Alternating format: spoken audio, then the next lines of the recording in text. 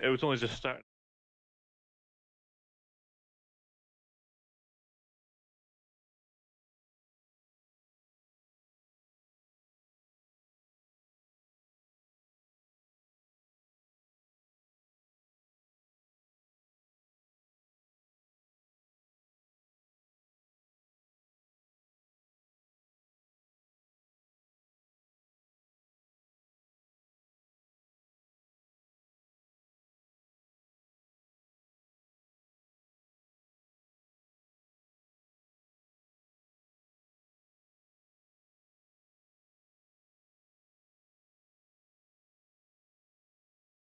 Hello and welcome back to Hot Mic for Total Football Analysis's live watch along of this UEFA Champions League quarter-final between Atalanta and Paris Saint-Germain. I'm delighted to be joined once again by the brilliant Lee Scott. Lee, welcome back, mate. How are you, first of all?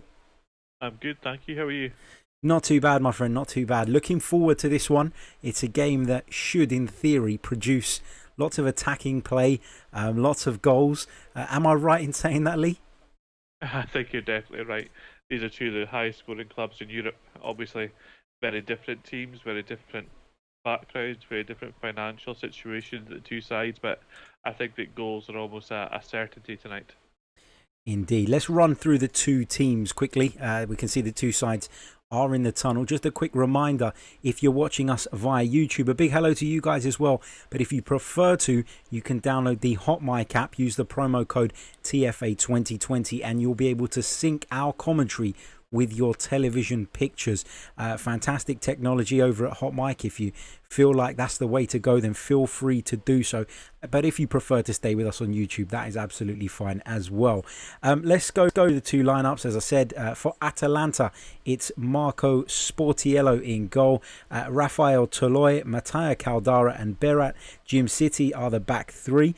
Hans Hatterberg, Martin Darun, Remo Frula and Robin Gersons. And then it's Mario Pasalic, Alejandro Gomez and Duvan Zapata leads the line for Atalanta this evening. PSG's lineup, where it's a little bit more star-studded. There's certainly more household names in it. Keylor Navas is the goalkeeper. Kera at right back. Thiago Silva and Kimpembe are the two central defenders, with Juan Bernat at left back.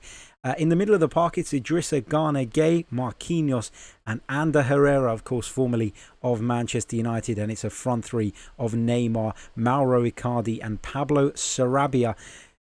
They've got some real talent on the bench, though, haven't they, PSG? Kylian Mbappe, Julian Draxler, so many top quality players on that PSG bench. Let's go through the Atalanta bench in full first. Bosco Sutalo, Palomino, Chibora, Muriel, Piccoli, Malinovsky, Deriva, Castagna, Bellanova, Gelmi, Rossi and Colli. And then on the PSG bench, as I've already mentioned, it's Kylian Mbappe, Leandro Paredes, Sergio Rico, Choupo-Moting, Abdou Diallo, Julian Draxler, Mitchell Bakker, Kalimwendo Mwinga, Marcin Bulka, Colin Dagba and Mbeso, and of course Ruiz Atil, last but not least. Lee, looking at those two lineups, what stands out to you immediately? I think the first thing to note is the absence of Josip Ilicic for Atalanta. Indeed. He's been their attacking talisman this season, a fantastic ball-playing attacking player. Unfortunately, he's missing for this one, but don't worry, because we still have Papu Gomez, the Atalanta captain. You can just see leading out his team there. He is full of tricks, he's full of direct running, full of creativity, full of goals as well. The main thing for Atalanta is to play from the wing backs, Hateboer on the right hand side and Guzans on the left hand side, both very attack minded as well. Expect to see them get right as high forward as they can when Atalanta are in position, and the midfielders tend to play wider as well. It all leads up to a lot of different rotations and different angles when Atalanta attack. They're one of the best attacking sides to watch in Europe, and they will also counter-press aggressively as well against this PSG side. I think for PSG, we kind of know what we're going to get now. We've got Neymar and Mauro Icardi are the attacking threats. Obviously, Icardi was a goal-scorer phenomenon in Italian football, so Atalanta know what to expect. They'll be quite grateful that Kylian Mbappe isn't there to complete the trident, I think. In the midfield, the performance of Idris Gueye will be really important. He's the ball winner. He's the player who will be expected to break up the Atalanta attacks and then give the ball to the more attack-minded players for PSG.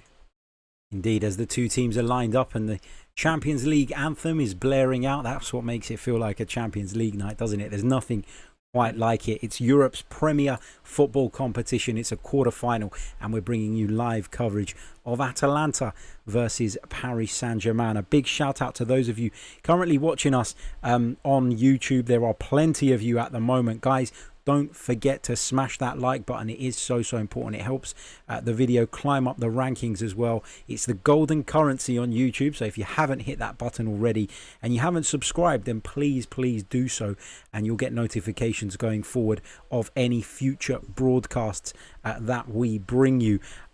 We've spoken about that we're expecting lots of attacking football. Lee, although Atalanta have been brilliant this season, I think it's 98 goals they managed in Serie A this season, which is quite remarkable. And it's quite a lot more than Juventus, who actually went on to win the competition. Are you expecting PSG to just be the slight favourites here, given the talent they've got, given their, I guess, superior experience in this competition? I think from a sheer talent standpoint, PSG do come into this match as favourites, and I think that the bookmakers will agree on that. They will be the overwhelming favourites for this match. But what we've learnt over the last 2 years is really not to discount this Atalanta side. They're one of the teams in Europe who gain the most points from losing positions across the top 5 leagues. So even when they're a goal or two down, they're never out. There was a game recently when they were 2-0 down to Lazio at half time, and they came back to win that match 3-2 quite comfortably in the end. They're a side who are full of surprises and full of attacking invention. So as much as PSG will certainly be the favourites, they will have to be very careful when their opponents are in possession. Absolutely. Nobody can deny what a fantastic job Gianpiero Gasperini has done at Atalanta. Thomas Tuchel, on the other hand, there are rumbles that he may be replaced if PSG fail to progress through this tie. Do you think that's a little bit premature, that kind of talk, or do you think it's a real possibility? I think we're getting to the stage now where that's likely. At any super club like PSG nowadays, the lifespan of a coach is limited, to say the least. I think it's highly likely that if they don't go through tonight, they'll move on from Tuchel in time for the new season.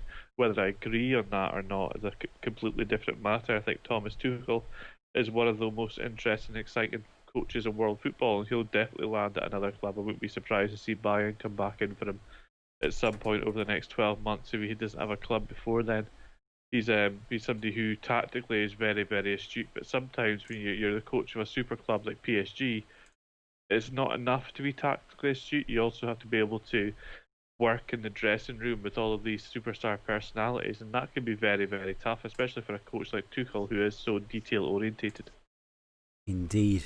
We've just observed a period of silence to thank those who have helped battle through the coronavirus pandemic. Of course, the key workers. You can see both sides are wearing thank you messages on their shirts this evening. Papu Gomez there embracing Mauro Icardi. Of course, the two will know each other well from Mauro Icardi's time in Serie A. Atalanta are in their traditional blue and black stripes, black shorts and black socks, whilst PSG are in all white this evening. Of course, the game is taking place in Portugal.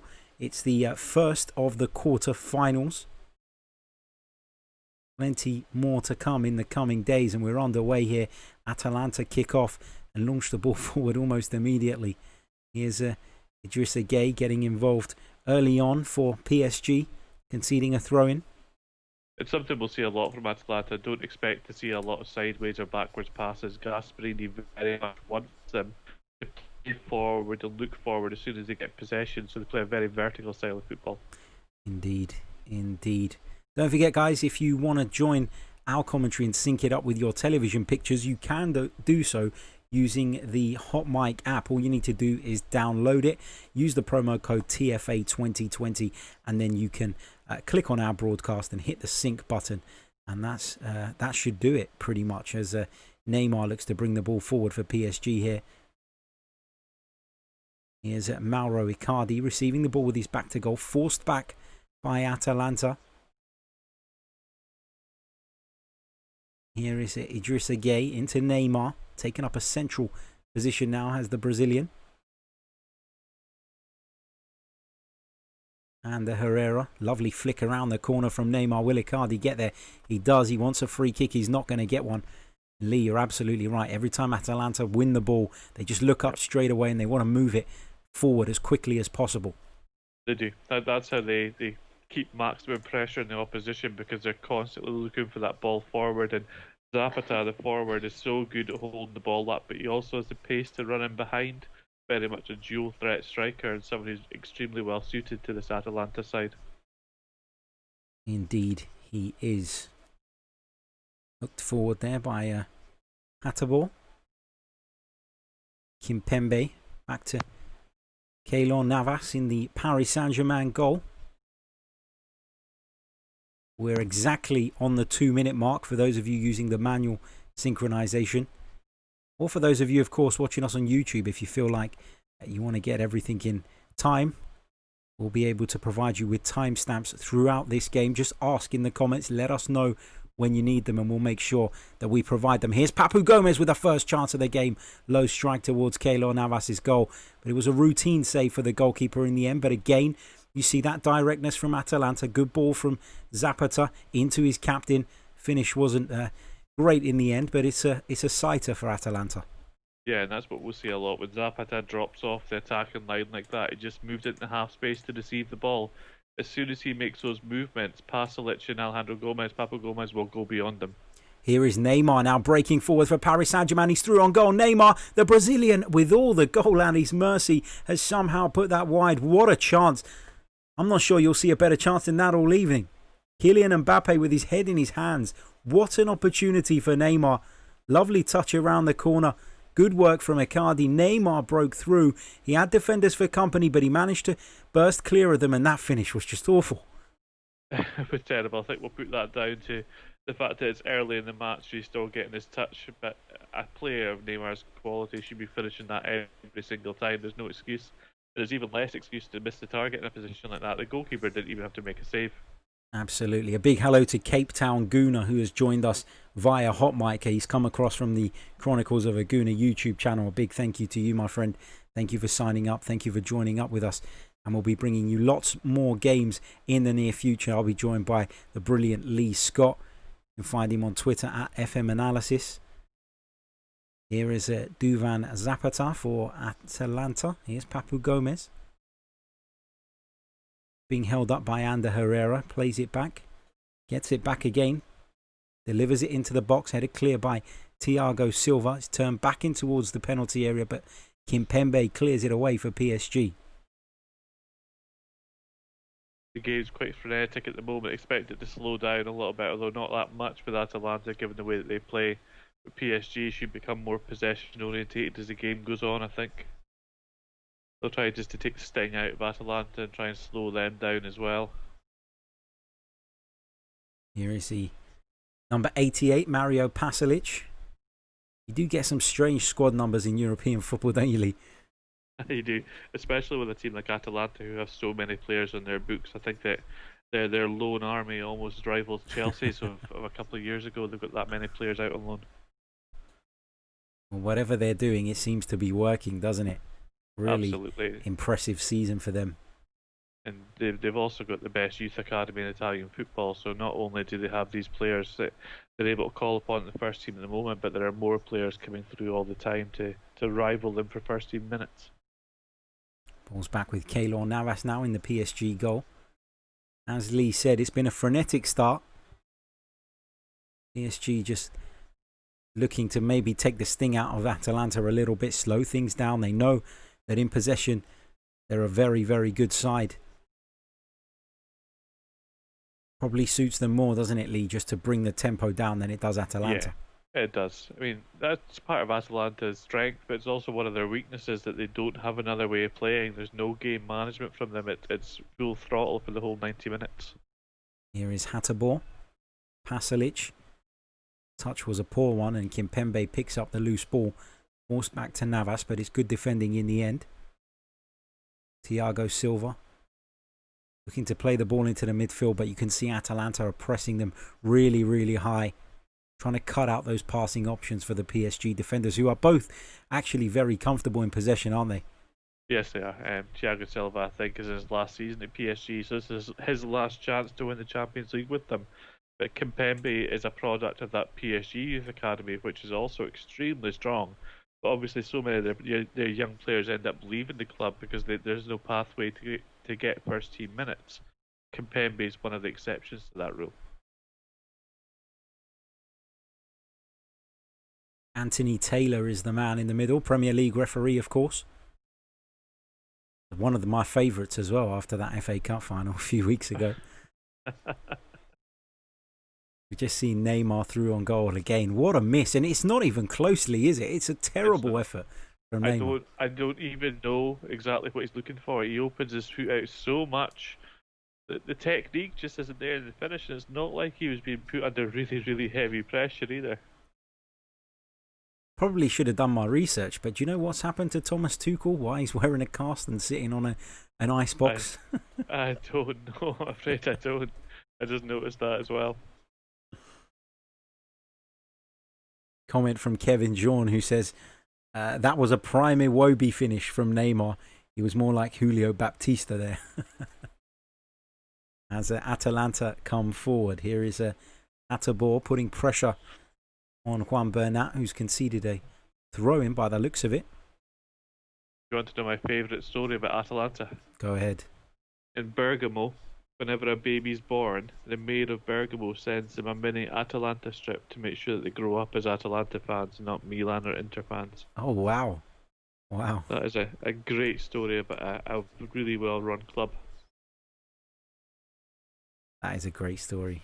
One that I didn't have a clue about as well. I'm ashamed of myself. I usually love those kind of stories. Here is Kimpembe for PSG.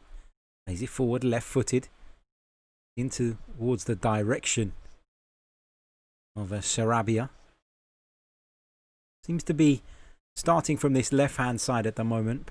Yeah, that'll just give Neymar more freedom, as we've already seen with him linking up and taking that, like you say, a good pass around the corner from Icardi in the opening minutes to run through on goal.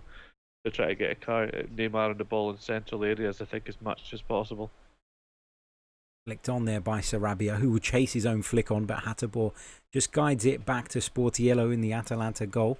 His clearance has not got a great deal of distance on it, but Atalanta do get it clear. And Zappa to keep this in. Ball's bouncing all over the place. Looks like it's going to be a PSG throw-in though. Zappa has been heavily linked to Juventus over the last few weeks. They're on the lookout for a striker, and his goal-scoring exploits at Atalanta have been excellent.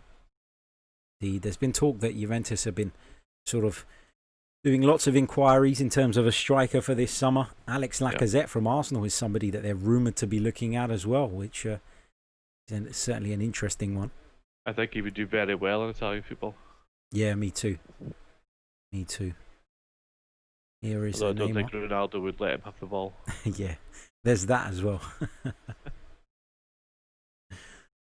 Big shout out to everybody currently tuned in alongside us. Let us know what you think of our new makeshift graphics as well. I promise we're going to get it all designed properly in the next few days, but this was my effort. And I can see some of you are enjoying it in the comments and enjoying seeing the lineups on your screen. So thank you for your feedback. We welcome all feedback, whether it's good or bad. We're big boys, we can take it.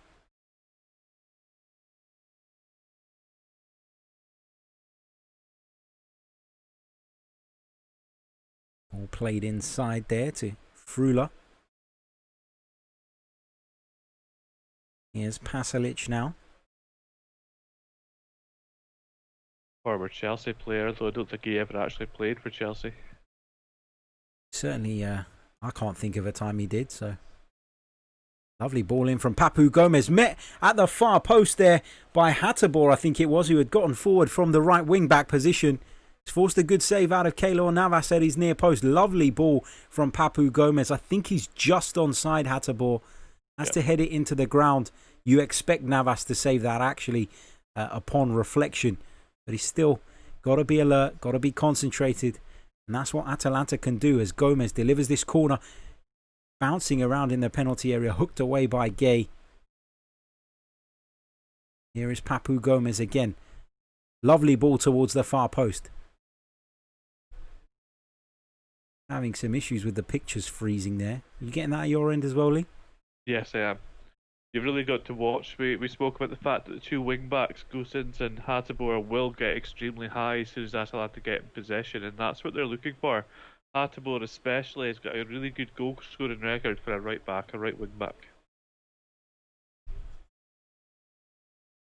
Another opportunity for Atalanta to get the ball into the penalty area. Papu Gomez headed back in, and it's met by the defender. Has the kick? Nathan Vass kept that out. He has. I think there was offside. We said it was a frenetic start, and it hasn't shown any signs of calming down. That's a really, really good opportunity for Mattia Caldara there, but I think he may have been flagged offside. Yeah, just offside. Just off. But Keylor Navas wasn't to know that at the time, was he? Exactly. That's a very difficult header to take as well when you're backpedaling like that. You just tried to direct it towards the corner.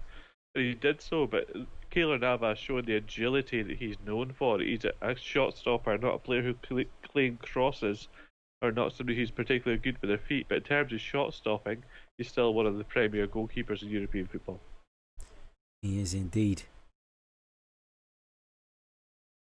I never understood why Real Madrid fans never took to him. I always thought he was excellent at Real Madrid. I think maybe he wasn't a big enough profile for them. Possibly. Keep your comments coming as Atalanta come forward again, and this time they've got a free kick right on the corner of Paris Saint-Germain's penalty area. Kevin says that stadium looks so much like the Emirates. It's the Stade de Luce at Benfica's home ground, and it does. You're absolutely right. I think the designs were done by the same company, if I'm not mistaken, but it is very similar in terms of its shape.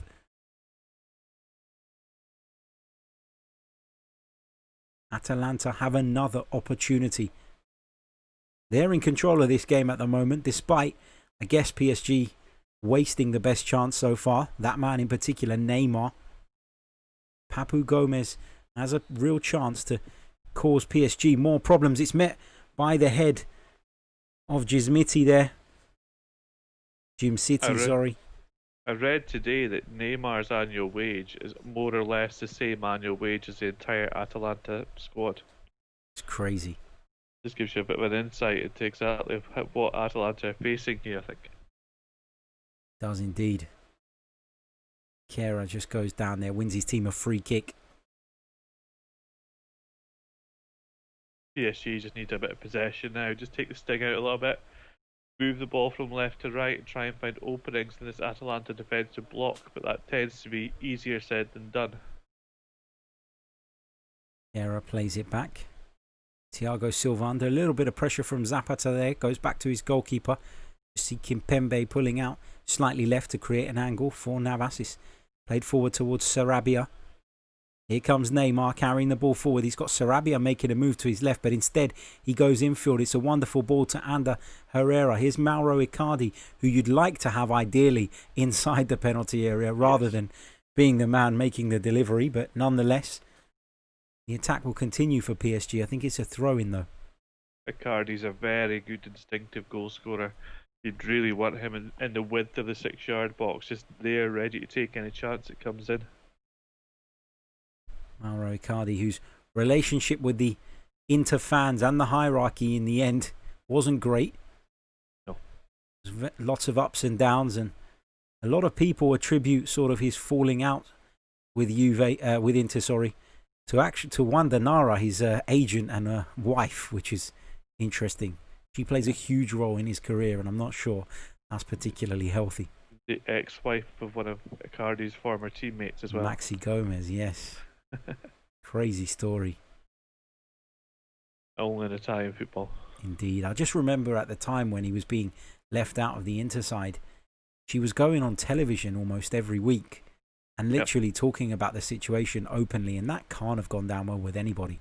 No, she was a regular in a chat show, one of the Italian football chat shows that they have over there, which are huge. They get a huge audience, and you're right, she was constantly giving away details about the conversations that they'd had with the Inter hierarchy, and that certainly led to his moving on from the club, I think.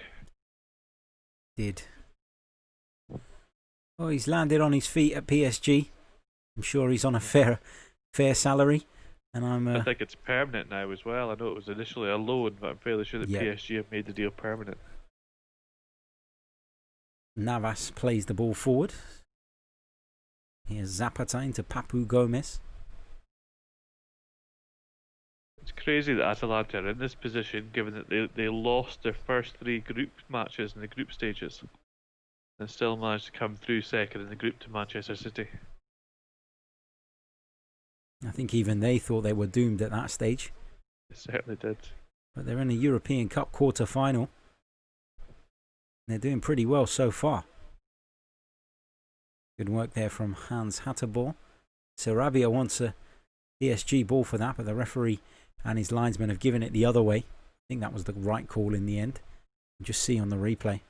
Yeah. Yeah, I think it was. Just up off Sarabia's heel, I think. 17 minutes gone. It remains goalless here at the Stade de Luz. It's Atalanta 0. Paris Saint-Germain 0. Thiago Silva takes this one down. To Sarabia, who'd come deep there. Here's Papu Gomez. Lovely chest control. Lovely ball as well. Into Frula. Here's Gersons now. Into Zapata. Under pressure from Impembe. Here's Caldara.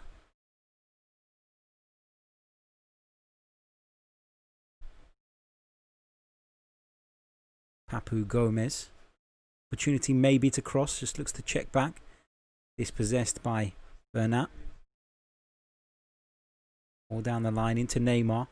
Lays it off to his teammate and gets on his bike. And Neymar has been played in behind the Atalanta defence again. He's got plenty of defenders for company. Looks to roll it across the goal. Was that a shot? Was that an attempt to find Mauro Icardi? I'm not sure. But that's twice now that Neymar has been through on goal and in a wonderful position for PSG. And he's failed to cash in on it.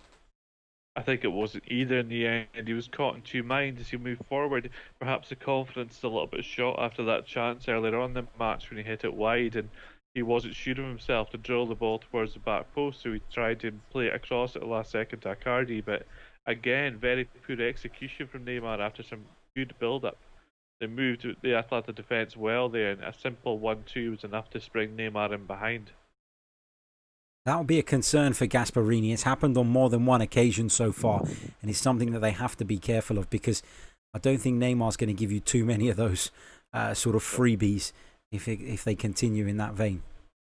It's just a symptom of the way that Atalanta play. They will concede chances. They just rely on the fact that they can score more than you. Yeah.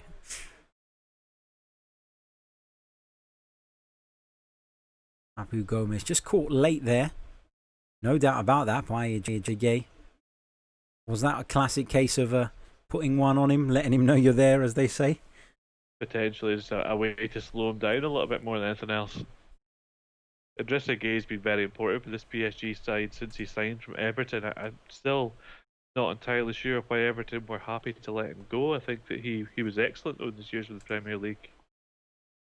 Indeed he was. Atalanta have another free kick from a slightly wide area where they can certainly do have the angle to get a decent cross into the penalty area here. It's that man standing over it again. So key for Atalanta. Such an important player. Just slightly changes the angle. Delivers it in. It's flicked on towards Keylor Navas' goal, but it's an easy gather for the former Real Madrid goalkeeper once again.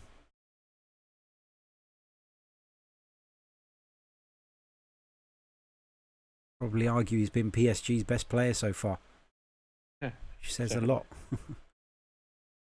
Here is Idrissa Gueye. Guerra. Now Neymar. Always looking to turn and take people on. Does so successfully.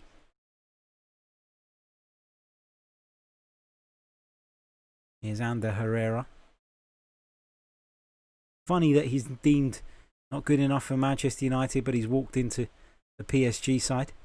I think that Manchester United desperately tried to offer him a contract at the last minute before he's moved to PSG, but he'd already verbally agreed to make the move. Somebody who perhaps wasn't as highly rated as he should have been during his time at United. I think Agreed. he's one that will very much go on to have a coaching career. He's talked about how important the influence of Marcelo Bielsa has been on him during his time at Athletic Bilbao. That brings me on nicely to your new book, which is due.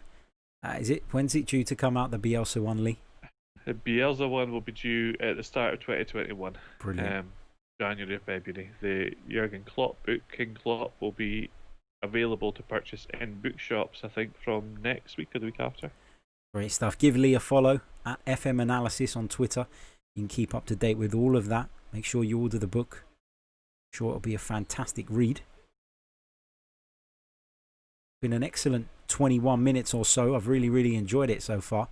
Yeah, really good, really fast. A lot going on, a lot of different duels and challenges throughout the pitch. I think the tempo's set now, and it's obviously going to take its toll as the game goes on, but Atalanta pride themselves on their conditioning and their ability to play at this tempo for a full 90 minutes. If you are watching us on YouTube, which plenty of you are at the minute, do hit that like button. I can see there's more of you watching than likes at the moment. So let's put that right as quick as possible. Thank you very much. Feel free to ask questions too. Indeed. Here is Kimpembe. Herrera into Ander Herrera.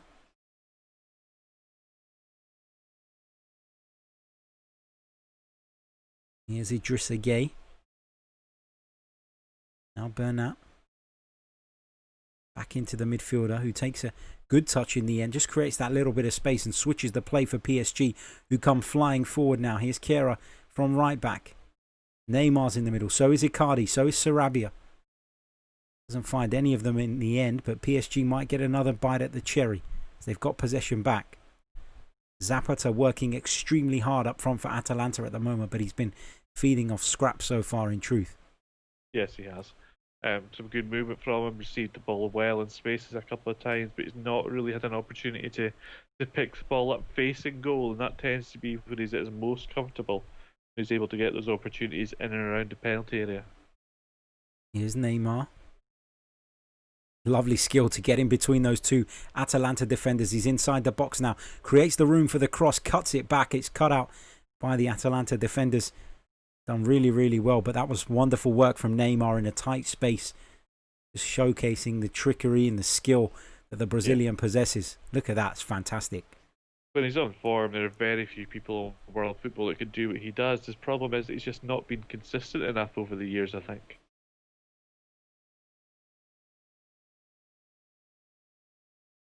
You remember the World Cup that was hosted in Brazil. The whole country's hopes were on Neymar's shoulders. It's an incredible pressure to bear, isn't it? Hugely. And I believe he ended up getting injured towards the end of the tournament as well, and the nation kind of collapsed on the back of that. That famous battering they took at the hands of Germany. Sure, that's a night that will stay long in the Brazilian fans' memories. Not for the right reasons, but not one they're going to forget in a hurry. That's one that's often used by people within football when they're talking about the use of statistics and the use of data, because Germany had less shots, less possession, less shots on target, less XG than Brazil, but they absolutely hammered them. T-Ho in the comments, he says, one of the best 20 minutes so far since the Champions League has come back. I agree with you. It's been excellent. It's been really good. What else have we got here? He also says Neymar's looking really dangerous as per usual on the big stage. Kevin says that Copa America last year proved that they can win without him, referencing Neymar, of course.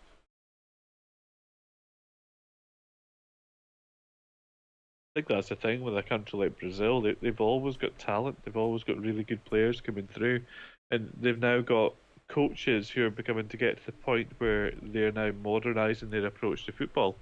The former Benfica coach Jorge Jesus has just left Flamengo, but the side he built at Flamengo would have stood test against a lot of teams in Europe. They were better prepared. Their conditioning was better, and they have more of a tactical game plan than you tend to see from some Brazilian sides. So things are changing there, and if they ever catch up with the talent they have in terms of the preparation side of things, they'll be a force to be reckoned with. Oh, and Pasalic has put it in the back of the net for Atalanta.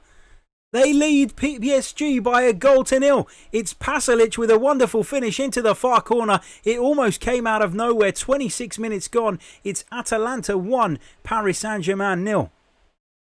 And that was just a case of Atalanta managing to occupy spaces in and around the penalty area. We talked about the role of Gomez and Pasalic getting up in the attacking line just to support Zapata. As the ball breaks to Pasalic, he's all alone in the corner of the penalty area, and it's a great finish. First time with his left foot. Just bent it around Keylor Navas, and that's a superb finish. Again, Chelsea fans will be wondering why they never saw Pasalic in a Chelsea shirt. It is a wonderful finish. A slight element of fortune with the way the ball broke to the Atalanta man, but when the opportunity came his way, he grabbed it with both hands. Lee, I'm not sure if it's at your end as well, but I've sworn my TV commentary went off before that ball went in the back of the net. Quite possibly, I'm not sure. I wasn't really listening, to be honest.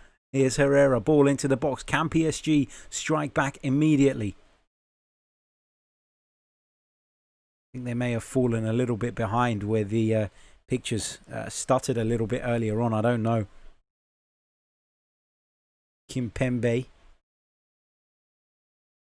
PSG are in danger of crashing out of the UEFA Champions League at the quarter-final stage. What will that mean for Thomas Tuchel? We were talking about it earlier on. I think there's an expectation at a club like PSG that you win. That's the problem, isn't it? It's not enough for them to win Liga over and over again. They need to get further in the Champions League. As Neymar just fires wide. Wonderful skill again from Neymar to get away from a couple of Atalanta defenders there. Look at the change in speed. He just knocks it through the legs of the defender. Wonderful stuff from Neymar. And he came very close to picking out that bottom left-hand corner. Look at it. Wonderful. Wonderful to leave Pasalic for dead there. And Atalanta, when Neymar gets going, they can't cope with him at the minute. No. And very few clubs in world football can. The issue is that he's not got a lot around him at the moment. None of the other PSG players seem to have clicked into life yet.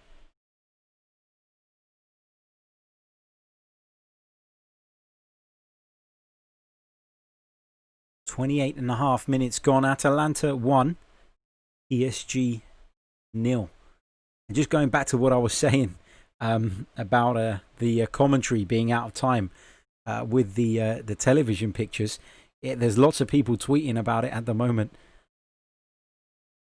This is a good one. Either the BT Sport commentators can see into the future, or there's a serious video delay on my telly right now.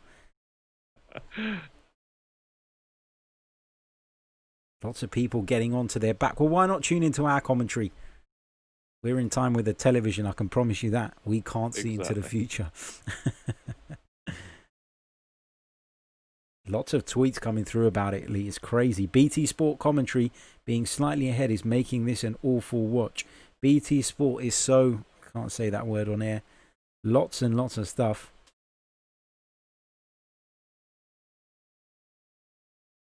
Even more reason to subscribe to Total Football Analysis on Hot Mic on YouTube. And you can join us for the games instead, bringing you an alternative, more analytical soundtrack than Steve McManaman would ever be capable of. And we're seeing Atalanta build again and again through the wide spaces. They're rotating in and out. You'll see the central midfielder on that side move out, along with the attacking midfielder on that side, with Papu Gomez popping up wherever the ball is. And they're just creating overload opportunities against PSG in the wide areas. PSG are going to have to find a way to defend against it, or Atalanta will continue to break through. Here's Papu Gomez, just avoided the offside trap there, puts a good delivery into the box. It's hooked away by Kera, who had just tucked into cover there. He literally looks as though we're watching Atalanta versus Neymar, doesn't it, at this stage? It does a little bit, to be honest with you. I think we need to see more from the PSG midfield. They're struggling to track runners from the Atalanta team. They're struggling to get on the ball and find progressive passes. They're struggling to break the lines. They need to be better in possession. They can't just rely solely on Neymar getting the ball and being able to beat 2 or 3 players at a time, even though he is capable of it. Sure, we'll see Kylian Mbappe at some point in this game. Yeah. I think it's safe to say if this continues with the score in the second half, we will see Mbappe at one point. Anthony Taylor just having a quick word with Neymar there. Here's Juan Bernat. Probably asking for his shirt after the game. I know I would be. Perhaps Neymar's asking for Anthony Taylor's. You never know. Maybe. Here is Keylor Navas. Long ball forward. Cardi. Or was Sarabia, my apologies. Looked to just bring that down, but was out-muscled, out-fought in the end.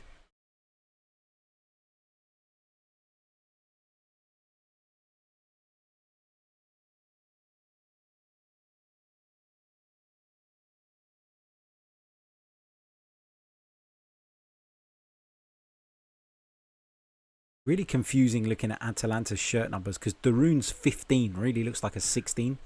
I think Darun might be the only ex-Middlesbrough player in the Champions League at this stage. Yeah, I'm sure he is. It's Hatterbaugh into Pasalic, the goal scorer. Lovely reverse pass, but intercepted. I read an interview with Darun earlier this week, and this is his second spell at Atalanta, and he said that when they came back in for him, when Gasperini was the coach, he never played under Gasperini before, and he said it was like trying to learn the position all over again, despite the fact he was playing in the same position as he had in his first spell at Atalanta. He said that the style of play was completely different, whereas before a draw was enough away from home.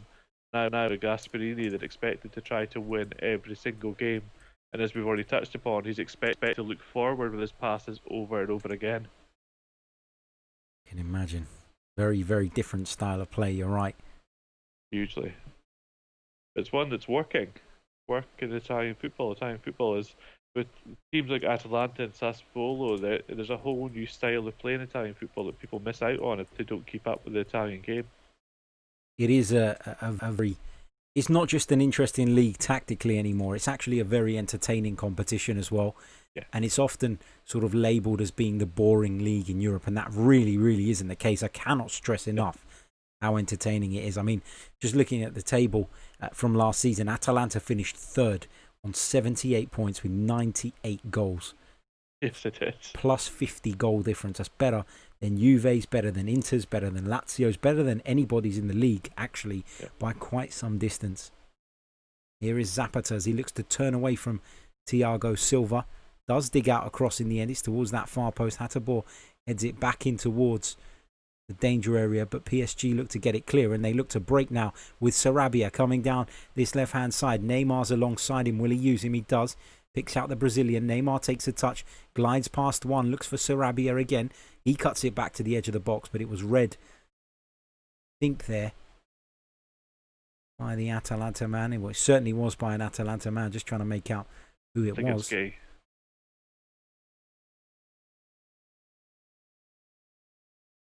It was Frula, Frula and Gay there just getting involved in a little bit of a tussle. PSG have a free kick as a result.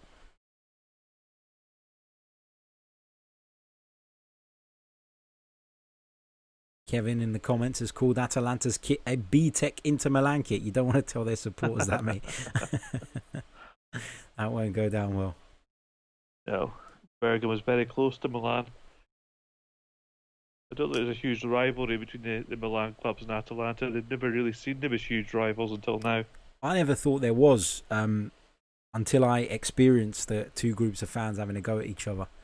And it is quite a rivalry, but it's one that goes under the radar. You're right.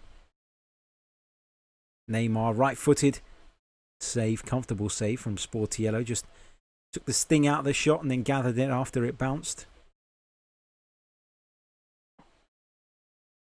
But you're right about that rivalry. It's one that, unless you're Italian, I'm not sure you'd be that aware of. It's not one that's very publicised. It's not, it's not two Milan clubs or anything like that. Therefore, probably does go under the radar. Lee, what have you made of Gasperini? Because just looking at his career previously, managed a number of clubs, Crotone, Genoa, had a spell at Internazionale, but it didn't go very well for him, did it? And it's great to see him back now and doing the business with. It did go well for him at Inter, but that's because Inter signed him as a coach. During his time at Genoa especially, he became famous as a three-at-the-back coach. Genoa were very successful, relative terms for the stature of the club under Gasperini. That's why he got their job. But Inter signed him as a coach and then only signed players who were able to play forward at the back. So it was really no surprise when he didn't really do what he was supposed to do there, and he didn't last very long. But in his time at Atalanta, I think he's shown everybody just how good a coach he is. And there's been rumours of other teams coming in for him. The likes of Roma, the likes of, I believe, Inter at one point were linked with trying to get him back. But he's made quite clear that he's comfortable to stay at Atalanta just now, where everything is set up so well for his kind of style of football. And why not? He's in a Champions League quarter-final, and they're leading. Exactly. They are leading. First yellow card of the game goes to Berat Jimsiti, and PSG have a subsequent free kick. Opportunity to get the ball into the penalty area for them. Kimpembe just lurking on the edge of the box. Neymar standing over it. It's him who's going to deliver it. Marquinhos is in there as well, as is Kehrer from the defence, and of course Thiago Silva.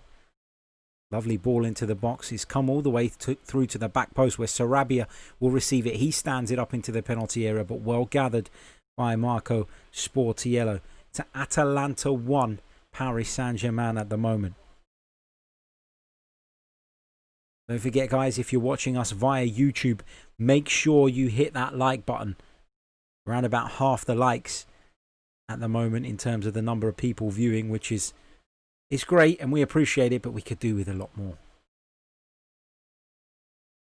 Portiello got lucky there, closed down very well, very quickly, and he tried to take an extra touch before clearing the ball. That could have gone a lot worse than it did. The ball just went out for a throw-in. I think Atalanta are just going through a bit of a quiet spell at the moment. They almost need a bit of impetus just to take the sting out of PSG to force them back a little bit again. As you said, they don't really know any other way to play. Not a team who will sit back and soak up pressure. Part of the reason that they finished third and not second or even challenged for first, it was they drew too many games because they don't know how to protect a lead. They just attack. And they will overwhelm teams, they will overload teams, but there's always that risk they'll get caught in transition. That's just the way they play, though. It is indeed. You can't really argue with that, I don't think.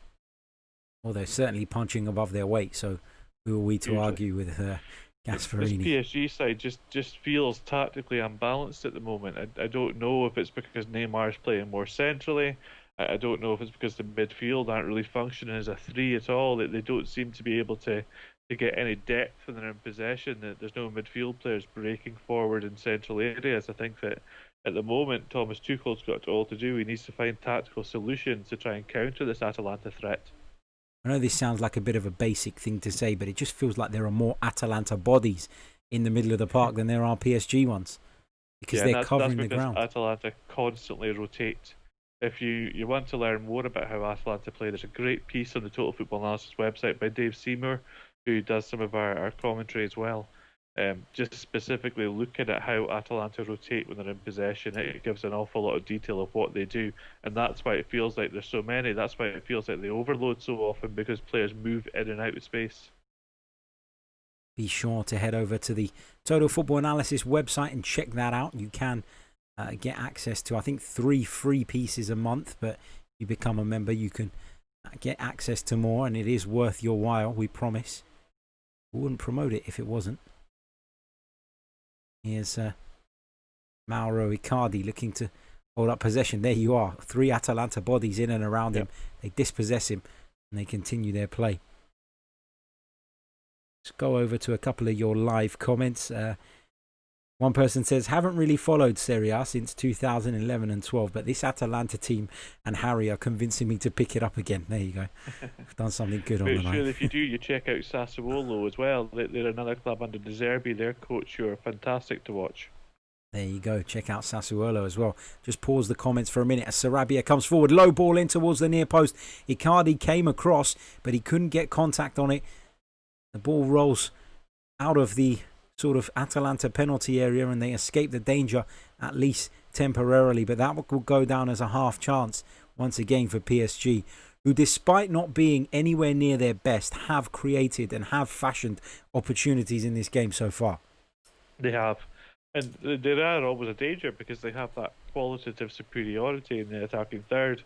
Icardi made a very good run across the face of the goal there, but in truth, he wasn't actually as close to getting on the edge of the cross as you think he is, because he was a good 2 yards behind the play, I think. He just seems to be missing a little bit of his normal sharpness in front of goal. Kylian I am loving Mbappe. the personalised PSG masks on the bench, though.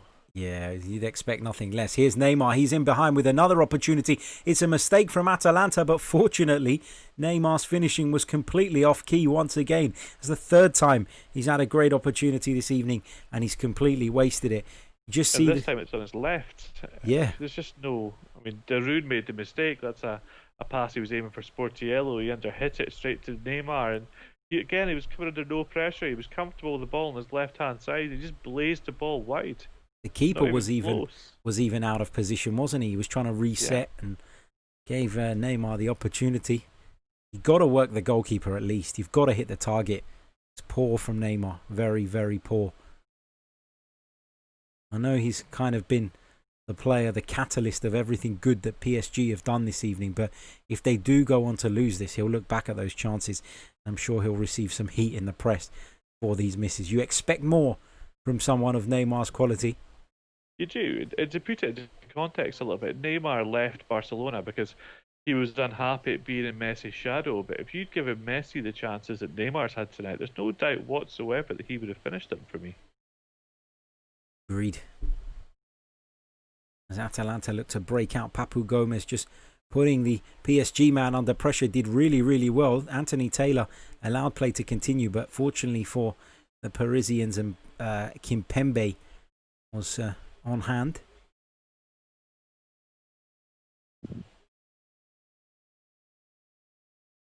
Neymar just caught there by Daroon. Neymar caught again, but PSG continue play. Kehrer delivers into the box over the head of Sarabia and everybody else at the far post. It's a poor delivery in truth. I bet Daroon, when he was playing at Middlesbrough, never thought he'd take it to the field against Neymar. No, certainly not. I think it's kind of symptomatic of the problems that PSG have as a squad, that they're playing Thilo Kehrer as a right back. He's actually more comfortable as a centre back, and he's been expected to provide attack and impetus and width down this far side, and I'm sure it's something that he is capable of. But at the quarter-final stage of the Champions League, with a club who have the financial resources of PSG, you'd expect them to have better options in that area. For sure. Here is Neymar dropping deep and centrally again to get on the ball.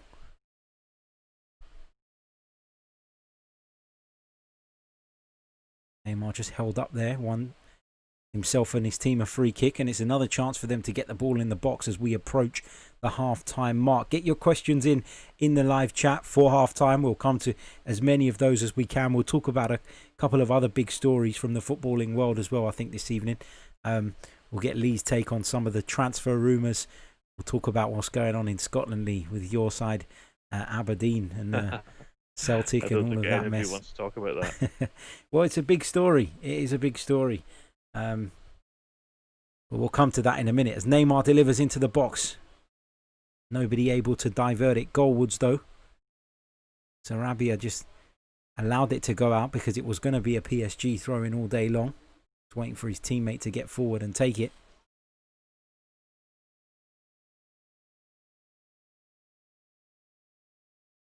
Lots of people in the live chat at the moment reminiscing about former Serie A players. Blasts from the past coming up in there. Alvaro Recoba is one of them. Yeah. I think my favourite was Zvonimir Boban at Milan. Great player. Fantastic player. Always a fan of Boban. I was a massive Gabriel Batistuta fan in my younger days. I was a fan of Vincenzo Montella at one point as well. Loved his aeroplane celebration. To run around my garden doing that. I would have, but I never really scored very much. I didn't run very much, so there you go.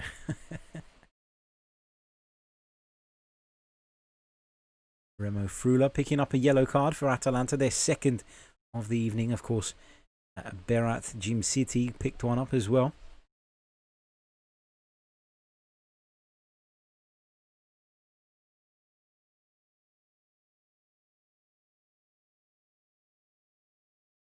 Bit of gamesmanship there from Sportiello. Maybe gamesmanship's a bit harsh, but certainly Very running clever. down the They clock. pulled the Cardi right towards him and then rolled the ball behind him.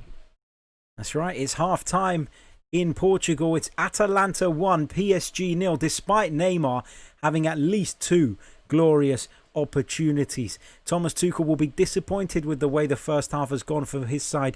Gasperini, on the other hand, well, he'll be over the moon, but he'll be desperate for his Atalanta side to hold on. We're going to take a very, very short break today, and then we're going to come back and we're going to talk about a variety of stories as well as reflecting on what we've just seen in that first half. So please don't go anywhere.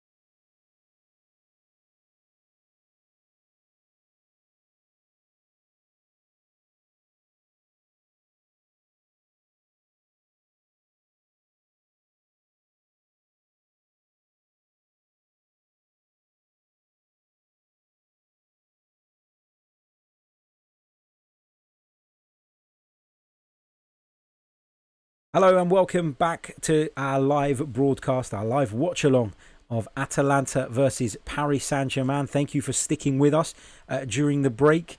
It is Atalanta 1, PSG 0 at the moment. We'll come on to talk about the first half a little bit closer to the second half kickoff. I think we'll save that chat. Let's talk about a couple of other stories that have been doing the rounds in recent days. And of course, there are constant links at the moment with Jadon Sancho and Manchester United. Lee, Borussia Dortmund have made their stance pretty clear in the last couple of days. They don't want to lose Jadon Sancho. In their minds, they had a deadline in mind of when would be sort of the latest that they would be able to sell him if they were going to sell him. Seems like that sort of deadline hasn't been met by Manchester United. Are you now confident that Jadon Sancho will be a Borussia Dortmund player for the 2020-21 season? I think confident is perhaps a stretch too far. I mean, the deadline that Borussia Dortmund set Manchester United was Monday past. They wanted the deal to be done before their training camp pre-season started, and that started properly today. I think that there's still an opportunity for Manchester United to go back in for Jadon Sancho, but I think it's clear that United aren't going to be able to drive down the price for Borussia Dortmund by playing in this manner. That there's going to be a lot of negotiations still taking place. I'm sure United are very keen on him. Ole Gunnar Solskjaer is known to be very keen on getting Jadon Sancho, and as a young attacking English talent, I'm sure that Manchester United fans would love to see Sancho at Old Trafford. I think that as the weeks go on, there's less of a chance, but I certainly still don't think that the door is completely closed yet. Yeah, I agree. I think Manchester United are playing hardball at the moment, but I think their stance may soften. They're playing with the wrong team if they're playing hardball, because Borussia Dortmund, they don't have to sell Jadon Sancho has another 2 years, I believe, in his contract at least. So Dortmund are quite happy to wait until next year. I think what we're seeing with some of these clubs as well, and it's the same thing with Kai Havertz to Chelsea, which hasn't been completed yet, despite people thinking it would be. We're seeing clubs more willing to hold on to these young talented players till next season to see if the market rebounds from the coronavirus effect when prices have been driven down slightly. So there is logic to it. Agreed. Guys, let us know in the live comments. Do you think that Jadon Sancho will remain a Borussia Dortmund player next season, or do you expect him to move? Do you expect Dortmund to cave in, or do you expect Manchester United to up their game in terms of the offer that they're willing to put on the table for the England international? Certainly a huge talent and somebody that anybody would love to have in their side. So I wouldn't be surprised if Manchester United did eventually get their checkbook out and write up a check for the amount that Dortmund are asking for. Let's talk a little bit about Lionel Messi, Lee, because, and I only come to this because there are quite a few comments asking us about this one. Lionel Messi, do you think he will leave Barcelona? And if he does, where do you think could be a potential destination for him? I'm not sure that that's necessarily on the cards this summer, but as quite a few of our listeners are asking the question, first of all, do you expect it to happen? And secondly, what would be the ideal destination for someone like Messi? I think that realistically, if Messi is going to move from Barcelona now, there are only two clubs that financially could make the deal happen, and that would be Manchester City and Paris Saint-Germain. I don't think there's another club who have the financial capability to pull the deal off. Perhaps Manchester United at a push, but I really couldn't see that deal coming off. I don't think he's going to leave. I think that he's always been clear that he intends to finish his career back in Argentina with his boyhood club. I think that will still happen. I don't think that we'll see him move within Europe, despite all the noises. I think that at the moment, Lionel Messi, there are a lot of problems at Barcelona from a squad building and a micromanagement point of view from board level down. A lot of mistakes have been made, and Messi is extremely outspoken. He's somebody who makes his displeasure very clear to anyone who is around him, if you like. You saw that with his treatment of Setien, the Barcelona coach, to a point when he blanked him a couple of times and Setien tried to give him instructions. But Lionel Messi still remains the greatest footballer that I've ever seen play the game. I think that he will have one more year after this at Barcelona, and then he's likely to go home to Argentina. Do you think you made an interesting point there about Messi being very outspoken and very powerful, in fact, at Barcelona? Do you think that in some ways that has damaged their progress? I mean, in the one hand, he's delivering all the time. He's pulling them through games at times single-handedly. But on the other hand, has his sort of influence held Barcelona back in terms of their rebuild? I think it's interesting because it's exactly the same argument you could level at Cristiano Ronaldo, whether at Real Madrid or Juventus, that if you have these players, these generational talents in your team, there seems to be an expectancy that you build your team around them to win now, and that's always been the problem. I think that Lionel Messi, if he doesn't like you as a teammate, you're not going to make it at Barcelona, and we've seen that time and time again with players that he's not gelled with, haven't lasted long. Whereas other players who are perhaps less talented, but Messi prefers playing with, they stick around the Barcelona first team. I think that his talent is such on the pitch that he almost gets away with that because of the things that he can do. I mean, he's transitioned away from being as much of a goal scorer now to be almost a creator, but he still has the ability to do anything with the ball that he wants, and that will always get you time and always buy you power at a club, I think. For sure. Couldn't agree more. Let's talk about the game that we're witnessing this evening. Tim asks in the live comments via Hot Mic. A big hello to you, Tim, and thank you to everybody else who's currently tuned in via the app. He says, any tactical surprises so far from the coaches? Have you been surprised by anything, Lee, from what we've seen? I think the biggest surprise for me is that PSG have been so passive. Atalanta are playing exactly as Atalanta play, a lot of wide occupation. We spoke about the fact that they rotate in and out in the central areas, and they occupy space, and they try to overload the opposition and break through that way. PSG, on the other hand, have been almost entirely reliant on Neymar, which is disappointing. there is talent in this PSG midfield, but they haven't really tried to possess the ball to any genuine extent. They've only looked for the passes forward into space to find the forward players. I think that we need to see more from Thomas Tuchel, who is, again, I touched upon it at the start of our broadcast. Thomas Tuchel is one of the best tactical coaches in football. He's got a reputation as somebody who understands systems, he understands the use and manipulation of space, perhaps more than anybody else. And at the moment, we're not really seeing him in his full effect, I don't think, and whether that's because, as with Barcelona with Messi, PSG are almost having to play to Neymar so quickly because he's by far and away their main star player. I think that PSG need to find a way to negate the central strength of Atalanta, but at the moment they're struggling to do so. They certainly are struggling in the middle of the park, PSG, at the moment, but they do look like they can find a way back into this game, don't they? And we talked about the way Atalanta play.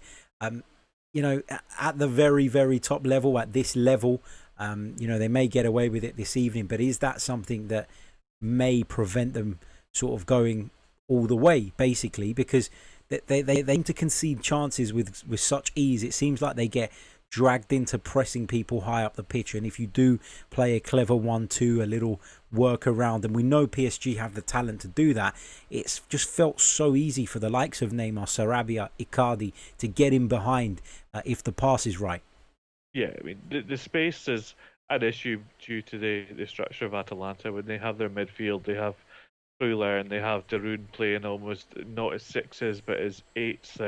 They're more offensive, if you like. They're not occupying that space in front of the back line. And when they lose possession in quick moments of transition, PSG are able to access that ball through the feet of the front players because there isn't a six who's shielding the play. But again, that's just a factor of the way that Atalanta play the game. They do tend normally to try to have superiority in terms of numbers in their defensive line. They like to have more defenders than strikers, but if PSG can keep Sarabia, Icardi and Neymar pushed up on those three defenders, I think there'll be chances for them in the second half. But again, the thing is, Gasperini won't change the way that Atalanta play, and again, you can't really argue with that given the fact that they've performed so well in Serie A and are currently leading one of the global powerhouses of European football in a Champions League quarter-final. Agreed. All great points. Fantastic stuff. Lee, let's quickly, before the second half comes back, let's quickly touch upon what's gone on in Scotland in the last few days, because it's been crazy. Bolingoli apparently went on holiday to Spain. Accidentally, didn't mean to. Yeah, accidentally. I've heard all sorts of silly stories about why he went to Spain, which I won't go into now, but it's such a letdown, isn't it, for the whole of Scottish football, because Massively. He's put the game and the season in jeopardy by being stupid, quite frankly. The issue started up in Aberdeen, where I actually live, and Aberdeen is a city where the oil industry really has its base. So there's a lot of people come in and out of Aberdeen for offshore purposes. So a lot of workers that come in from all over the place.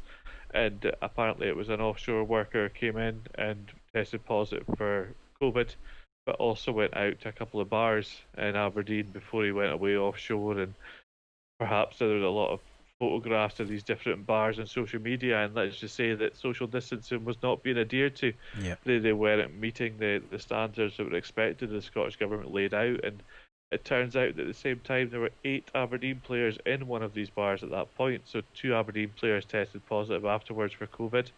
The other 6 who were out with them all had to isolate, and there was some feeling that Aberdeen would be made to play their fixtures despite this and just play with a depleted squad. In the end, their match against St Johnstone was cancelled. Now their matches against Hamilton and against Celtic have been cancelled while these players are in isolation. But there have been 2 players at Celtic who have obviously done the same thing. You touched on the fact that Bolignoli went to Spain.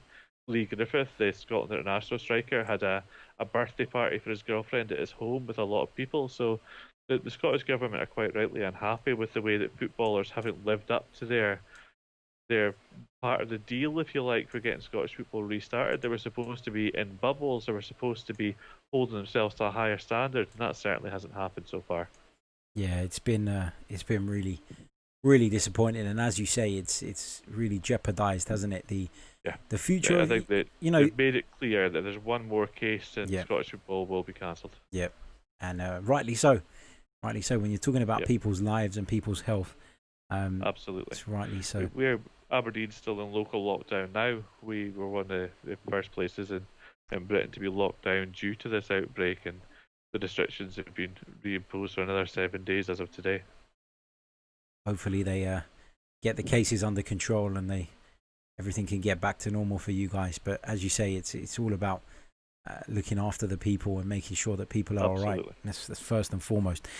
Big hello to Hendon Guna, who's just joined us in the chat.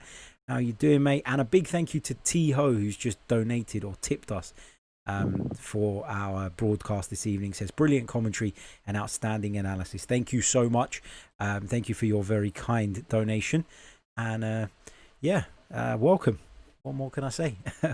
It's been great fun. We've really enjoyed it so far, and we're hoping for an equally as entertaining second period as the two teams make their way back onto the field. It looks as though everyone's waiting for Neymar at the moment. Was that the PSG president who was just coming out the dressing room with Neymar there?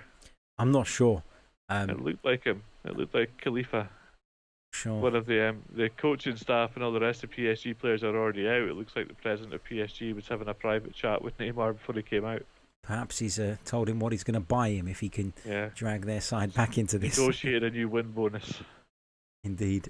Kevin in the chat says that was Leonardo. Oh, was it?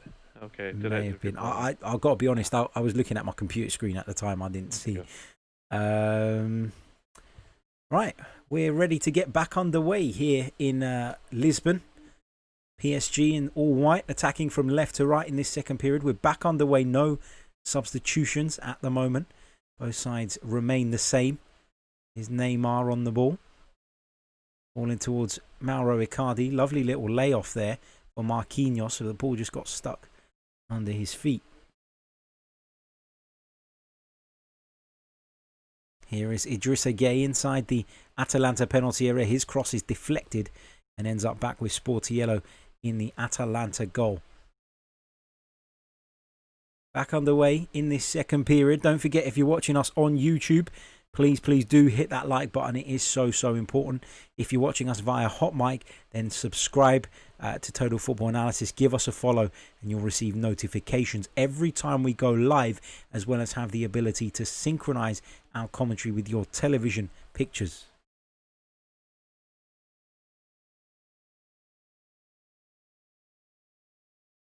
You can see already Atalanta are still pressing high. They've no intention of sitting back and trying to protect this lead. Like we've been saying, they don't know how to, quite frankly. No. Keylor Navas under a little bit of pressure there from Papu Gomez.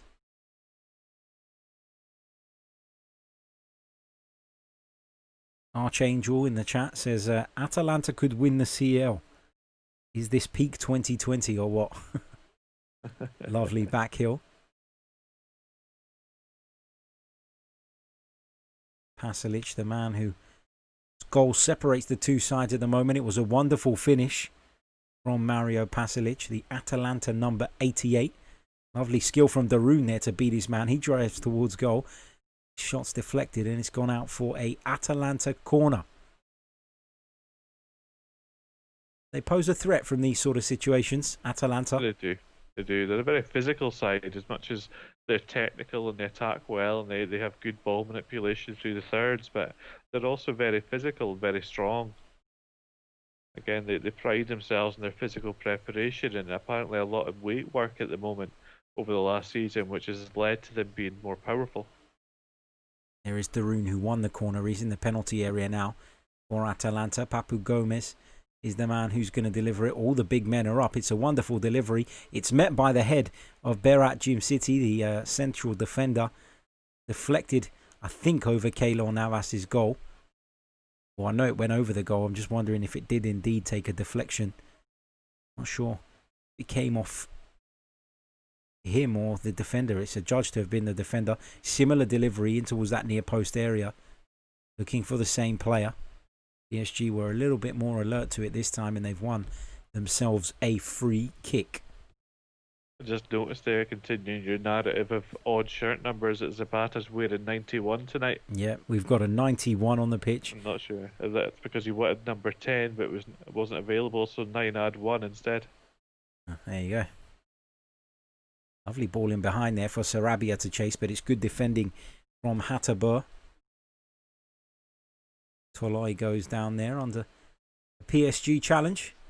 You've seen that challenge from Hateboer again. Does really, really well, doesn't he? Very strong physical player. Very, very good player. Goossens on the other side is just almost a carbon copy. It's interesting seeing the two of them play almost exactly the same way. Often you'll see full-backs on different sides have different instructions, but not for Atalanta. Papu Gomez into the box. Met by Bernat's foot, fortunately for PSG. They've won themselves a free kick as well. They're almost like, they're not your traditional wing-backs, are they, Goossens and Hateboer? They're both very big physical players. But that shouldn't distract from the fact that they're both very good in possession, very good technically. And they have all those attributes too. Powerful defensively as well, which is helpful, I think, when they're defending spaces out wide. But both of them have a habit of turning up in the penalty area late, which is difficult for defenders to pick up. Zapata goes down under the challenge of Thiago Silva, but no foul. PSG look to come away. Lovely work from Icardi there to escape the attentions of not one but two Atalanta defenders. Here's Neymar. Skips past the Rune, gets pulled back. Anthony Taylor's going to blow up here. I think he has. Pulled the play back. It's no doubt a yellow card. De Rune and Freuler are both booked now. Richie Sheridan in the chat asks, do you do this regularly, guys? We try to as much as possible, mate. If you're subscribed to the channel, you should receive a notification next time we go live. And stay tuned to us both on Twitter. I'm at Harry Symeou, Symeou, and Lee is at FM Analysis. And you can follow Total Analysis as well, and we'll keep you updated on any future broadcasts. We love doing these. We love having you guys alongside us as we go through these games. And fortunately, there's not many left this season, but we'll be back up and running before you know it. Neymar's going to take the resulting free kick. It's a long way out. Is he going to shoot from here? Yep. He does. It's deflected. It's gone out for a PSG corner. De Rune using his experience in that situation when Neymar knew was beaten. All ends up. Yeah, I think that it's going to be difficult as the game goes on. Both Atlanta midfielders are now booked, and Neymar will run at them continuously. Sarabia delivers left-footed. Hooked away by Papu Gomez. Atalanta will look to get up the field now. It's Neymar who's all the way back here. The last man almost for PSG. So desperate to get on the ball and influence things and make PSG tick. Can he help his team find a breakthrough between now and the 90? If not, it's Atalanta who will be going through to the UEFA Champions League semi-finals. Bernat. Hateboer does well again. It's headed away by Pasalic. Zapata goes in for a challenge with the PSG man there. Very strong challenge. Fair one, though. He's a physical specimen, Zapata. Very quick, very strong, but a very intelligent footballer as well. Takes up really good positions in the final third. I mean, looking at this, Lee, I mean, for me, if I'm going to make a change from a PSG perspective, it's got to be Mbappe for Sarabia at the moment. I don't think he's offered anywhere near enough for PSG this evening. Yeah, I think that Sarabia is a very good technical player, but really PSG need to be in possession more for him to really come to the fore. I think in a game that's transitional like this one is, I think that Kylian Mbappe, his pace could be transformational for the match. I think the issue is, how fit is he? Does he have that pace? Does he have that explosive ability that we normally associate from him? I think they'll wait until at least the 60th minute before we see Mbappe.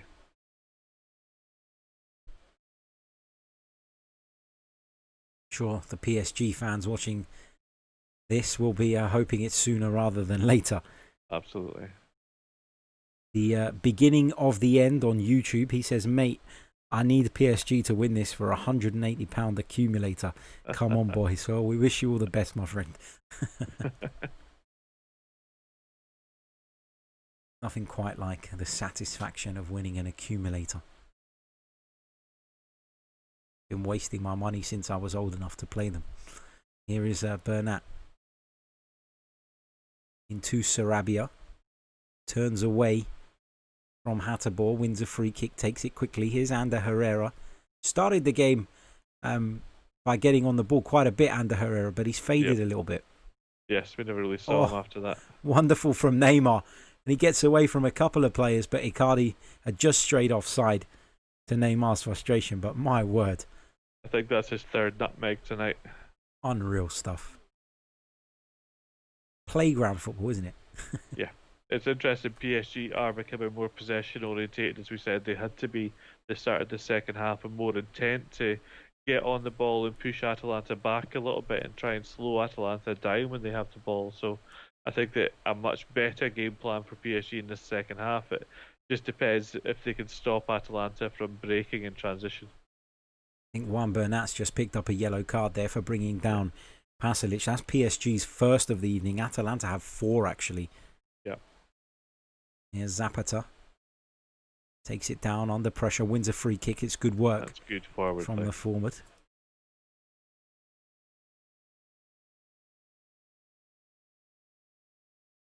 Mark Wilmore is urging our listener to cash out.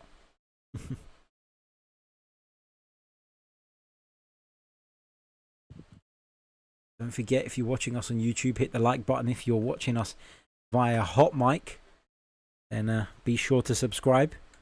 Share the broadcast with your friends and family.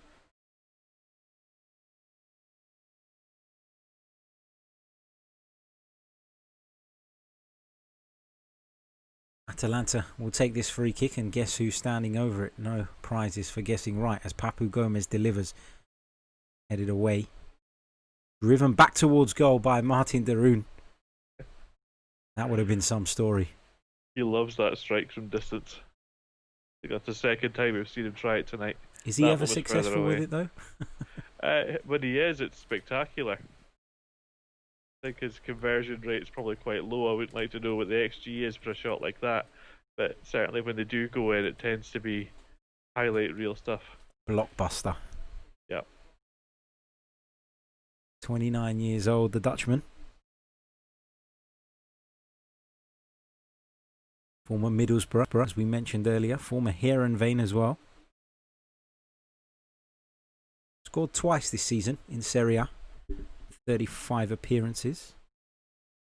Not a player renowned for his goal-scoring prowess, but... No, his role's really important for Atalanta, though, is that conduit between the defence and the attack. Here is Frula. Now Zapata just comes deep to receive it, turns and faces the PSG goal. To Papu Gomez. Got a free role in this team, hasn't he? Yeah. Constantly comes wide to look to support, and again, that's where Atalanta look to overload. Look now, you've got Zapata, you've got Gomez in possession, and you had Goossens, I think that was it, up with them as well. So 3 players occupying a short space. They're just trying to find little angles and combinations to break through in the wide areas, and then they cut inside into the penalty area. It's another yellow card. This time handed to Ander Herrera, just snapping at the heels of Papu Gomez there. Right decision. Yes, definitely. 6th yellow card of the game for Atalanta 2 PSG at the moment.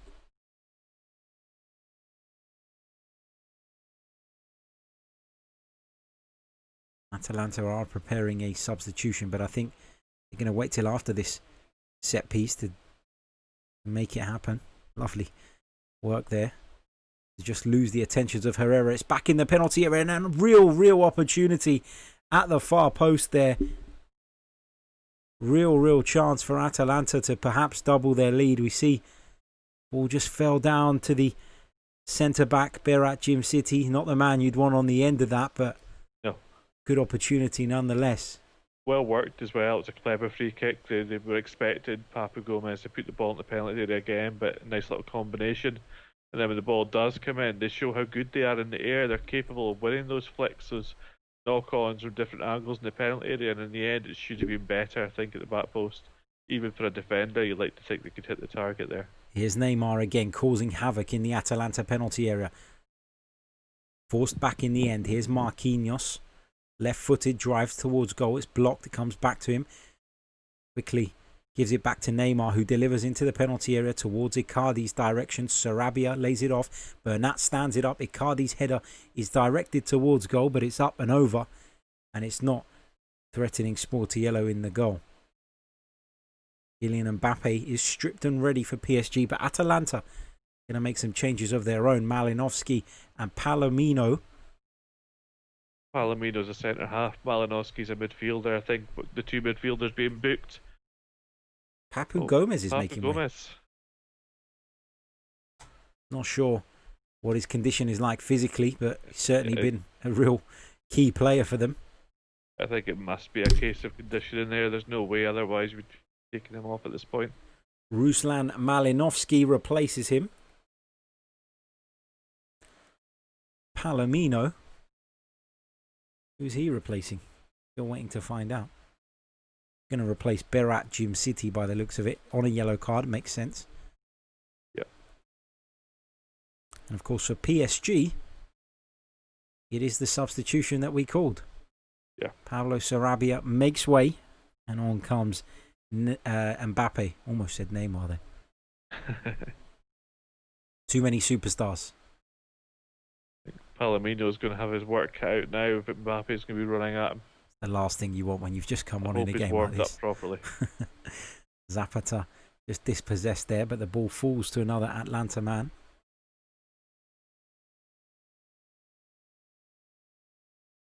The Rune you can see how much of a difference Mbappe makes to this PSG team, because PSG are now able to play the ball behind the Atlanta defence and have Mbappe's pace threatening him behind.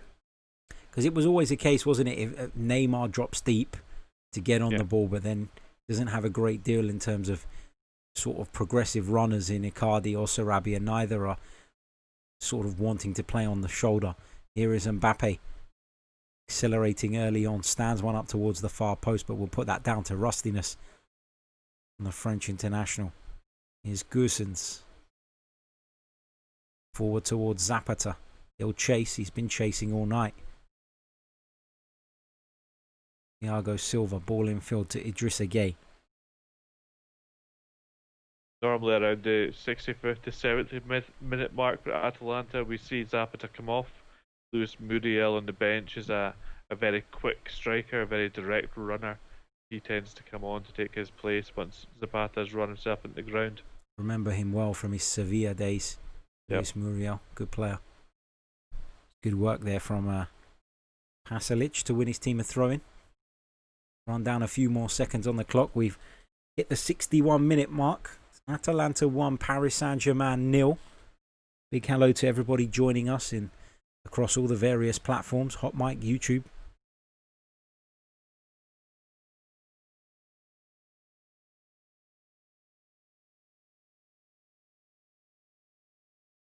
Here is Bernat. Into Idrissa Gueye. Under pressure.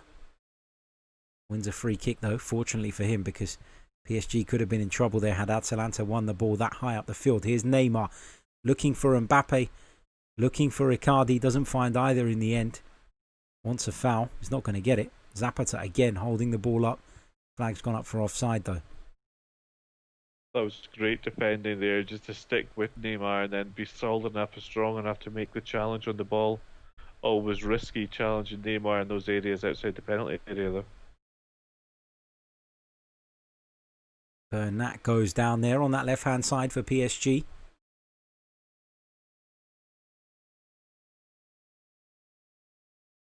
Checks back.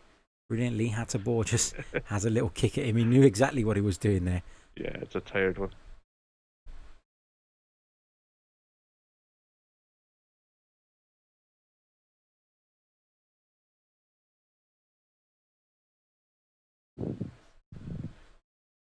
Neymar to deliver this right-footed in towards that near post area.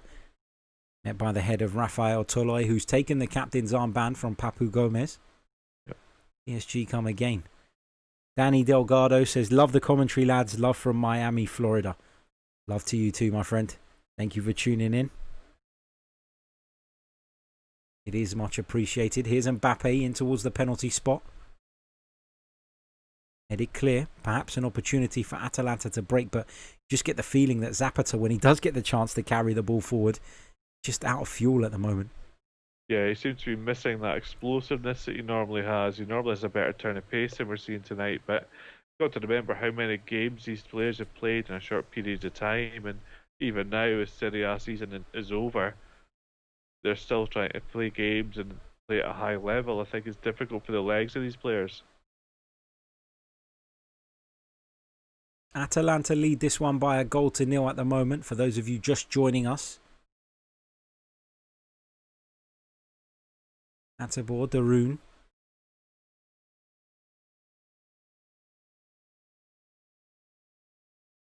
Substitute dispossessed there. Atalanta win the ball back straight away. Ruslan Malinovsky was the man dispossessed in the middle of the park there. It's Palomino. Goes back to Sportiello in the Atalanta goal. Looked forward there by Frula.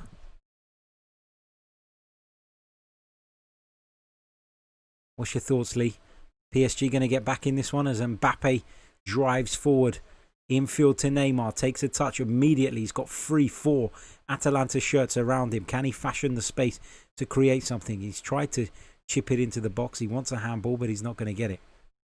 I think at the moment Atalanta are starting to look tired, which isn't something we've really seen this season. Normally their conditioning takes them through to the end of the game with their tempo still high and the aggression still high, but at the moment they look like they're finding it difficult to get on the ball and to progress the ball forward. So as it is, I think that PSG are well placed to come back into this game. Here's Thiago Silva. What is so dangerous about some of these PSG players is their ability to put their foot on the ball and almost stop dead, and then the explosive speed with which they move again makes them so difficult to defend against. Absolutely. It's that ability to change direction quickly. We saw it when Bernat did it in the wide area and Hotspur picked up the yellow card. Bernat just had that quick moment where he was able to change direction, and Hotspur's momentum was taking him in a different direction. He had to make the foul. In central areas, that's especially dangerous, and that's why it's dangerous having a player like Neymar in central positions. I think the Zapata's looking more and more tired now. Yeah, that touch just was a tired one, wasn't it? It was. Well, Gasparini pull him off. Will he bring on Luis Muriel at some point to run those channels to try and give Atalanta a breather at every opportunity? The Atlanta bench isn't very experienced other than Palomino, Malinovsky and Muriel. There's a lot of young names in there. Piccolo is a 19-year-old Italian striker who's highly regarded, but I think this might be a step too far to bring him into a game like this at that stage in his career. Rafael Tolai goes into the book as well. A couple of you in the chat asking for some statistics in terms of shots. PSG have had 5. Atalanta have had 8 actually. Possession. PSG have had 59%. Atalanta 41%. If you want any further stats, then we'll just let us know in the chat, and we'll bring to you as much as we possibly can. Worth noting as well that there will be a full tactical analysis of this game up tomorrow or the day after, and total football analysis. Brilliant stuff. If you haven't already, guys, and you fancy signing up to Total Football Analysis, please do head over to the website, totalfootballanalysis.com. You can become a member. You can get access to free content as well. So it's not compulsory that you become a member, but I'm sure once you read a few articles, you'll be hooked and you'll want to. So do check it out and check the packages available. We're, of course, bringing you this broadcast for Total Football Analysis. Joined by Lee Scott.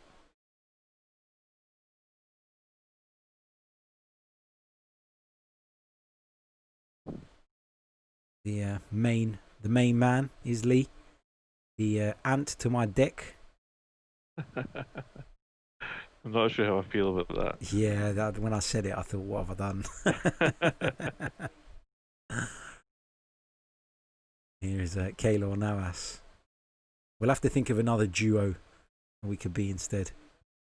Definitely. For next time, For sure. I'll have a suggestion for you. It is Luis Muriel who's Yeah. preparing to come on. It always makes me laugh when I see people wearing the masks and their nose is uncovered. It just defeats the object of it, doesn't it? It certainly does. I think that the sooner they can get Muriel on, he'll provide a little bit more pace, a little bit more of a direct option to run behind this PSG defensive line. As the game goes on, PSG are going to push higher and higher, and that'll move their defensive line up. Muriel has the pace to really take advantage of that in quick transition. Zapata is just looking like it's been a long season, to be perfectly honest. For sure. Goes down there, wins a free kick. Buys his team another few seconds. Just why this substitution, which we're expecting to take place, takes place. Is it going to happen now or perhaps after the free kick? Harry Thomas on YouTube is asking, and I'm going to put this one to you, Lee, because I'm sure you'll know more about him than I do. What's your thoughts on Christopher Nkunku at RB Leipzig? Is he somebody that could make it in the Premier League? That's one of the questions we've got coming through. I know it's off topic, but I think he absolutely could. I think Nkunku, we talked about it earlier on with Kimpembe, the PSG defender, being one of the few players from their youth academy through first team level with that pathway. Nkunku was another one who was very highly rated at PSG, but he wasn't getting the opportunities that he felt like he deserved in the first team, so he moved to RB Leipzig. In the last 6 months especially, Nkunku has really came into his game, capable of playing in wide positions or as an 8, very technical, very quick, good control, and a very creative player as well. I think that he could certainly make it the Premier League level, but it just depends what kind of team would be able to afford a package to take him out of Leipzig at the moment. They're not exactly the easiest team to deal with because obviously they always have financial strength. Yeah. Keylor Navas is down. It looks like he's going to have to be substituted for PSG. And interestingly, it wasn't Duvan Zapata who made way for Luis Muriel. It was Mario Pasalic. That's a surprise. It certainly is. Sergio Rico, the former Sevilla goalkeeper, will come on. Looks like Julian Draxler will be joining him as well. Don't forget, on Saturday, Manchester City take on Lyon in another one of the quarterfinals. We'll be bringing you live coverage of that. Jack Cunningham will be on commentary for that one.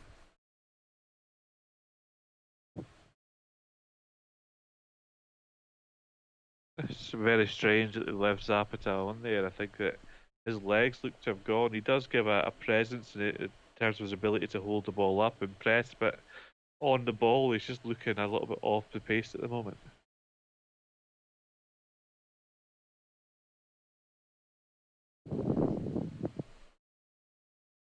It could be that they're going with 2 up top properly just to allow a little bit more pressure on PSG's ball progression, with Malinowski dropping deeper at the midfield line. Draxler comes on for Herrera. Paredes is coming on as well. He replaces Idrissa Gueye. Lots of substitutions. A commentator's nightmare. They're just changing the dynamic of the midfield. Paredes is a very good passing midfielder, not a runner.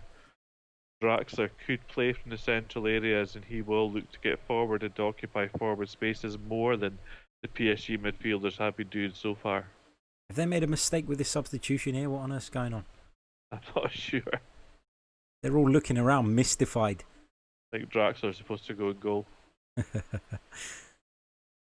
Anthony Taylor just having a look at what's gone on there. I'm not. Did they put the wrong number on the board and the wrong player's gone off? Out the PSG players, I think. Sure, there's not 12 on there.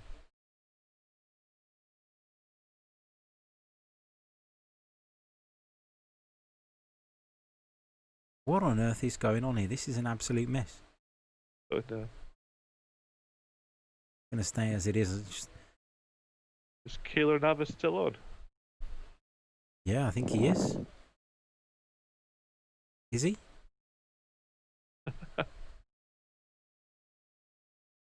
Looks like him from a distance. We'll find out as the game goes on. Yeah, We're all over the shop. No help thanks to the officials who can't seem to put the right numbers on the board. It was better when they had those card ones. Yep.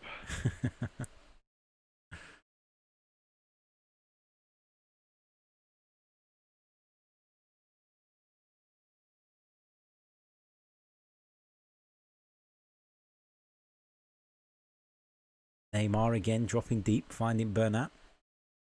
The Paredes, who's just come on. Lovely ball into the channel for Kylian Mbappe. He'll drive towards goal here. Mbappe from the angle forces a good save out of Marco Sportiello, who just stood up there, stood his ground, never gave Mbappe a sight of the angle that he needed. Lovely skill from Bernat to get beyond his man, but a cross comes.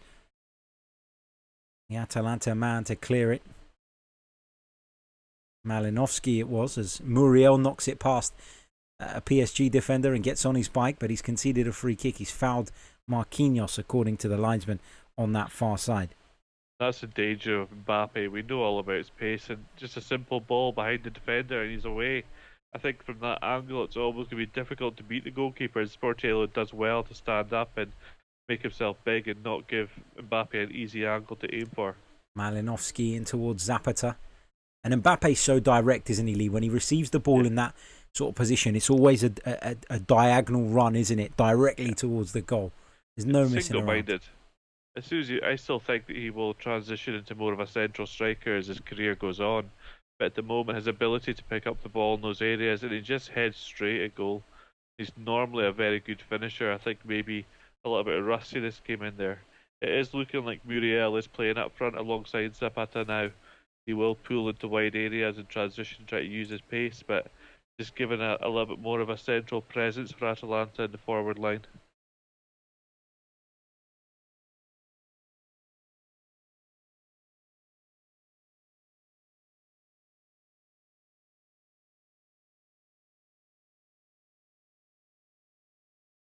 Just kept in there by Atabor. I think he'll regret making such a forward run at this stage in the game now that he's got to get back. Credit to him for being able to get to that pass through because it was overhit.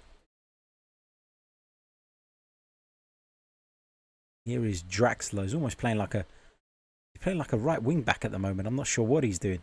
Keeps picking up the ball in that position. He's drifted infield now.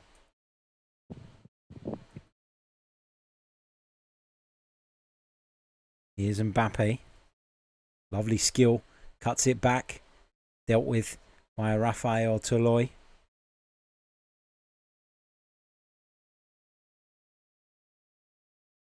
The pattern of the game now, isn't it? Yes. Neymar Atalanta does well. Gets away from a number of Atalanta players again. Can he engineer the space for the shot? He did. But the finish was again a very, very disappointing one by his standards. And again, great ball carrying. His balance is so good that he sends players the wrong way before quickly changing direction and changing his angle of attack. But again, he opens up his foot, but it's a weak shot straight at Sportiello.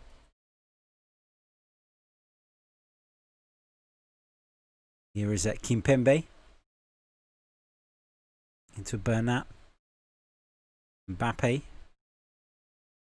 Can't think of a performance of a player who's dominated the game the way that Neymar has, but then been so poor in key moments. Yeah, you're right. He's almost like 90% of the way there. He's done all the hard work, and where he should cap off the hard work with a pretty routine finish on a couple of those occasions, he's completely fluffed his lines.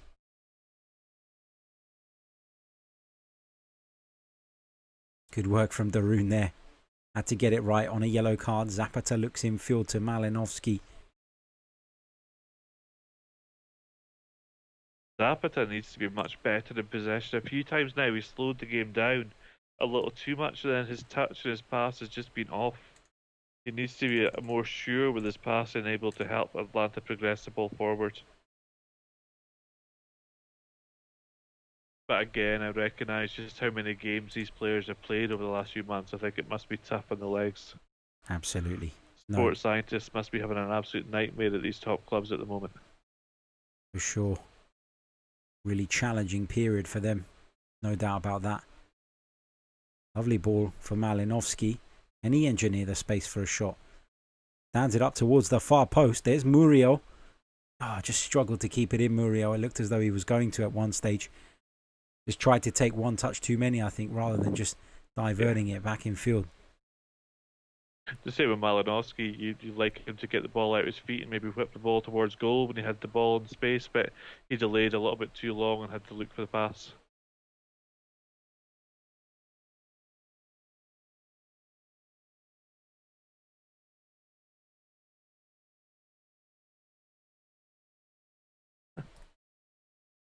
Neymar again. Dancing past players. He's overhit that one. He's not going to keep that on. He's furious. He's getting frustrated, Neymar. Well, he should have been about 2 free kicks in that move alone. I think one of the players tried to rugby tackle him.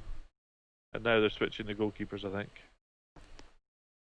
There it is. Sergio Rico's coming on for Keylor Navas and Choupo-Moting. Looks as though he's coming on as well. We have an ex-Stoke City player and an ex-Middlesbrough player in the pitch in the Champions League quarter-final. Unbelievable. You couldn't I never thought I would see the day. Choupo-Moting's obviously is a physical presence in the attacking line. He'll go and play in attack and look to hold the ball up and run in behind. Icardi, who made way. Got to be one of the strangest transfers in recent times, though, when PSG picked Choupo-Moting up. Yeah, I always wonder, does he have some dodgy photos of the manager or something? How does he get a move like that? Here's Mbappe, left-footed towards that far post, but again, it's a comfortable save for the goalkeeper. Yeah, too easy. But Choupo-Moting did play, I believe, for Thomas Tuchel at Mainz, so you might be onto something there. Yeah, there you go. Do not fear, Detective Harry is here. I think that the game now is starting to slip away a little bit from PSG. You can see the ball possession 60% in PSG's favour. A lot of that has been in the second half when they've had a lot more ball, and Atalanta have been more passive. Here's Mbappe in behind. The flag stayed down for the moment. Kylian Mbappe. It's wide. Thomas Tuchel's got his head in his hands. He's frustrated, as is anybody at the moment who follows PSG. Another glorious opportunity goes begging. And this time Kylian Mbappe is the culprit. I think the defender slipped there and left Mbappe able to run in behind. Atalanta are riding their luck at the minute. Here's Thiago Silva from distance. Drives it low across the goal. All it needed was a touch from somebody to divert it goalwards.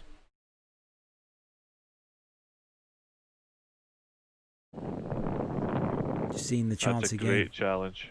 It is. It's a wonderful challenge. And I didn't completely realise how good that challenge was and the significance of it in diverting the ball away from the goal until that replay came up. Atalanta going to make another 2 changes.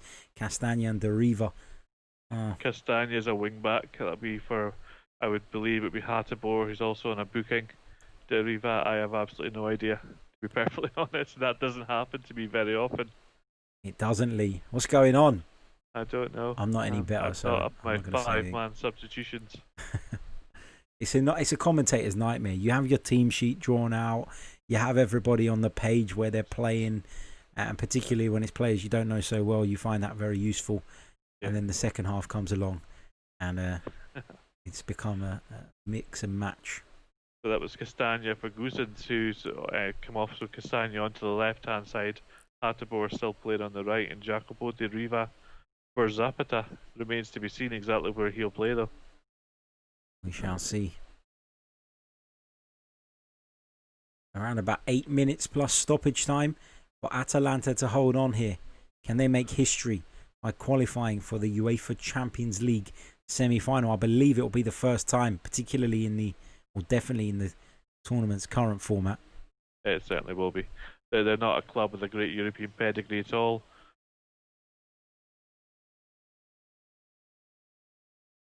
Here's Marquinhos. But they are a club who's run, in my opinion, the right way.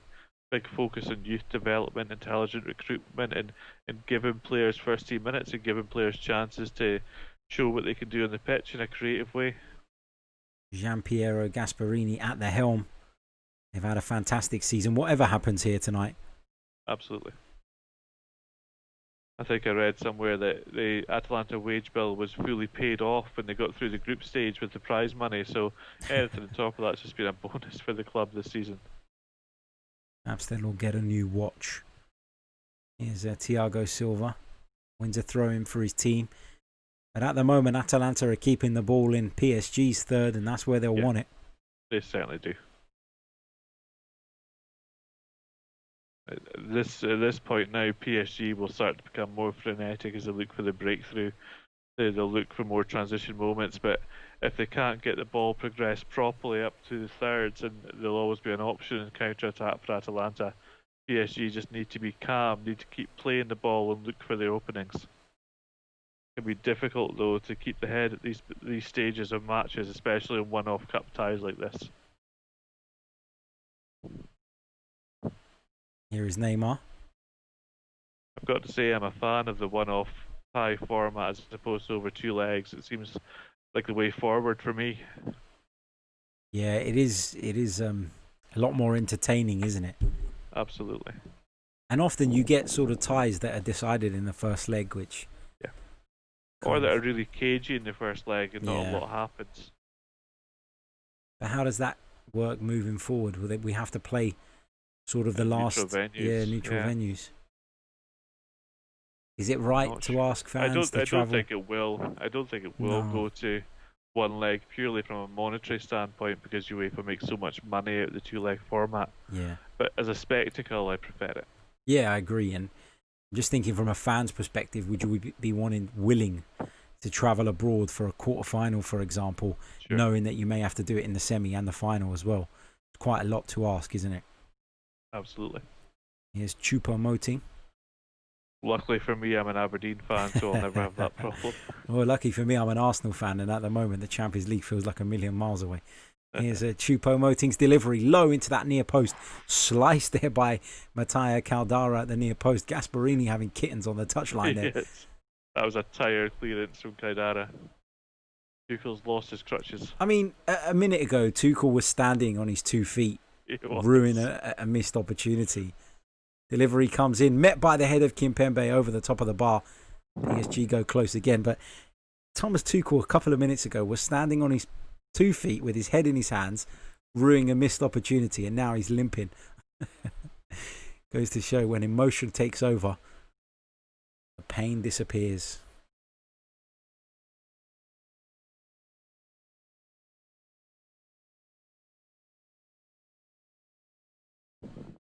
Less than 5 minutes of normal time remain here in Lisbon. Atalanta 1, Paris Saint-Germain 0. Can Thomas Tuchel's side find a reply between now and the 90th minute?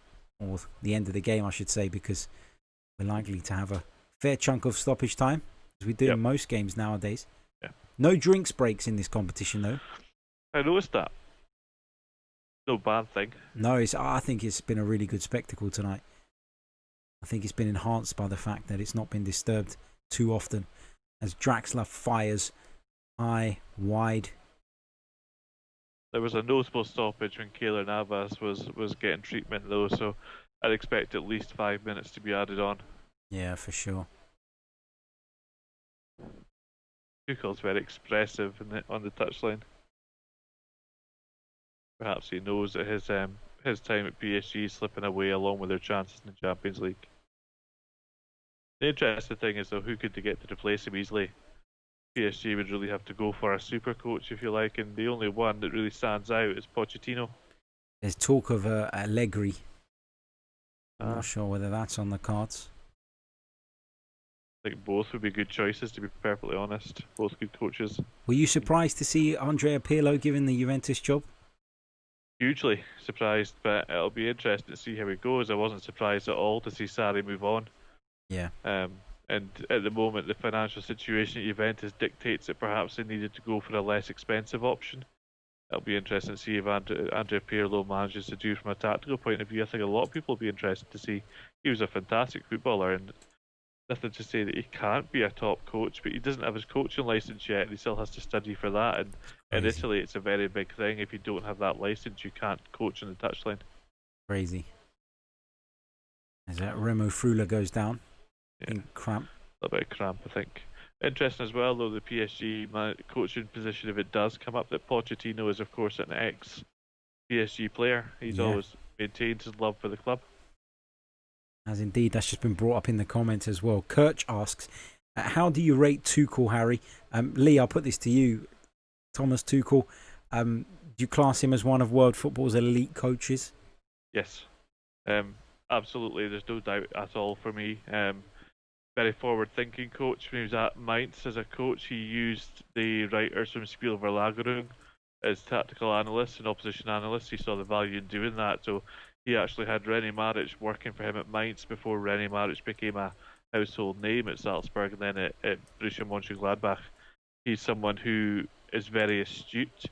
Sometimes his demeanour and his man management let him down. I think that's the issue at a club like this. But I think his next job, he'll go on and be a success. Here is Mbappe looking to steal a march. Neymar gets a foot in there. Thought he might take a tumble in the hope that he'd get caught there by the Atalanta defender, but no such luck for the Brazilian. Time is running out for Paris Saint-Germain. Angel Di Maria there in the stands. He's taken his mask off. Not sure that's allowed. Holding his face. It does feel like the masks in the stands are just it's just to make them seem like they're doing the right thing. Yeah. I mean, these players have all been tested. There's no positives. So what's the need? I think that's exactly what it is. Football needs to be seen to be doing things that it should be, and that includes wearing masks. I agree it's overkill. These players are in a bubble of sorts, and they're tested, I think, twice a week. And certainly if none of them are testing positive, the stadium should be a safe place. Is Choupo-Moting in towards that far post. Taken down by Neymar, left-footed and turned in by Marquinhos. Paris Saint-Germain have found an equaliser right at the death here. And it's Atalanta hearts that are broken. They're still in the tie, of course. But my word, they'll be disappointed. What a huge, huge goal for Paris Saint-Germain in the 89th minute. And it was nothing. It came from nothing. A ball looped over at the back post.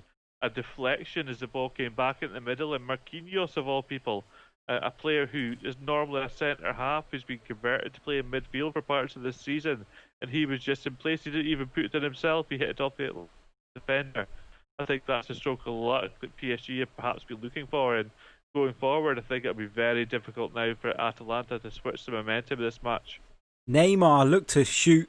He completely miskicked it. Marquinhos turned it goalwards and it came off Caldara's leg and went into the back of the net. Thomas Tuchel very, very animated on the touchline because he knows that could be huge in terms of him keeping his job. Are the VAR checking this? Was there a hint of offside?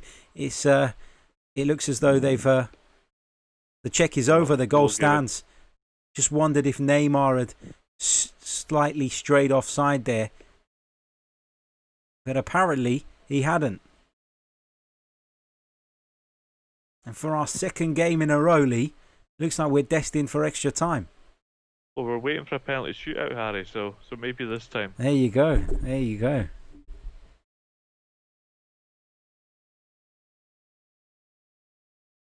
It's the game state in situations like this. It can be so difficult for players to counteract. I feel like Atalanta will, not only have you got that moment of disappointment when you can see the goal so late, but they now have to find a way to push forward again and attack again, and that can be so hard.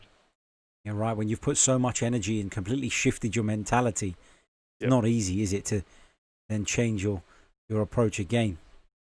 No, and it's totally normal for clubs and players to sit back a little bit in those positions, 1-0 up, going into the 90th minute, you think you need to see it out, and all of a sudden, the impetus is back on you to try and make something happen again. Here's Neymar, glides past his defender, glides past another one, lays it off into Draxler. Couldn't quite get it under control. Neymar in for Mbappe, puts it back across goal, and there is Choupo-Moting to put PSG in front in stoppage time. They've come from behind, and Paris Saint-Germain now lead Atalanta and are on their way to the Champions League semi-finals. I think this is just heartbreak now for Atalanta. Nothing they can do to stop that move. PSG's attack and impetus just pays off again. Atalanta's defensive players are looking so tired. They look out on their feet. The ball was played into the penalty area. A simple cut back into Choupo-Moting. and that's perhaps why he's in the PSG squad. He has that ability to occupy central areas and a good clinical finish. Wonderful finish and a wonderful turnaround from Paris Saint-Germain. Kylian Mbappe. Atalanta just overloaded. Indeed, and you can just see Kylian Mbappe making that run in behind. He's so dangerous in those positions. Picks out his man perfectly. And it's the former Stoke City man, as you said. It was initially offside, but when the ball was played to him from Kylian Mbappe, he certainly was back in an offside position. Yeah, that should be fine. And it's an easy finish.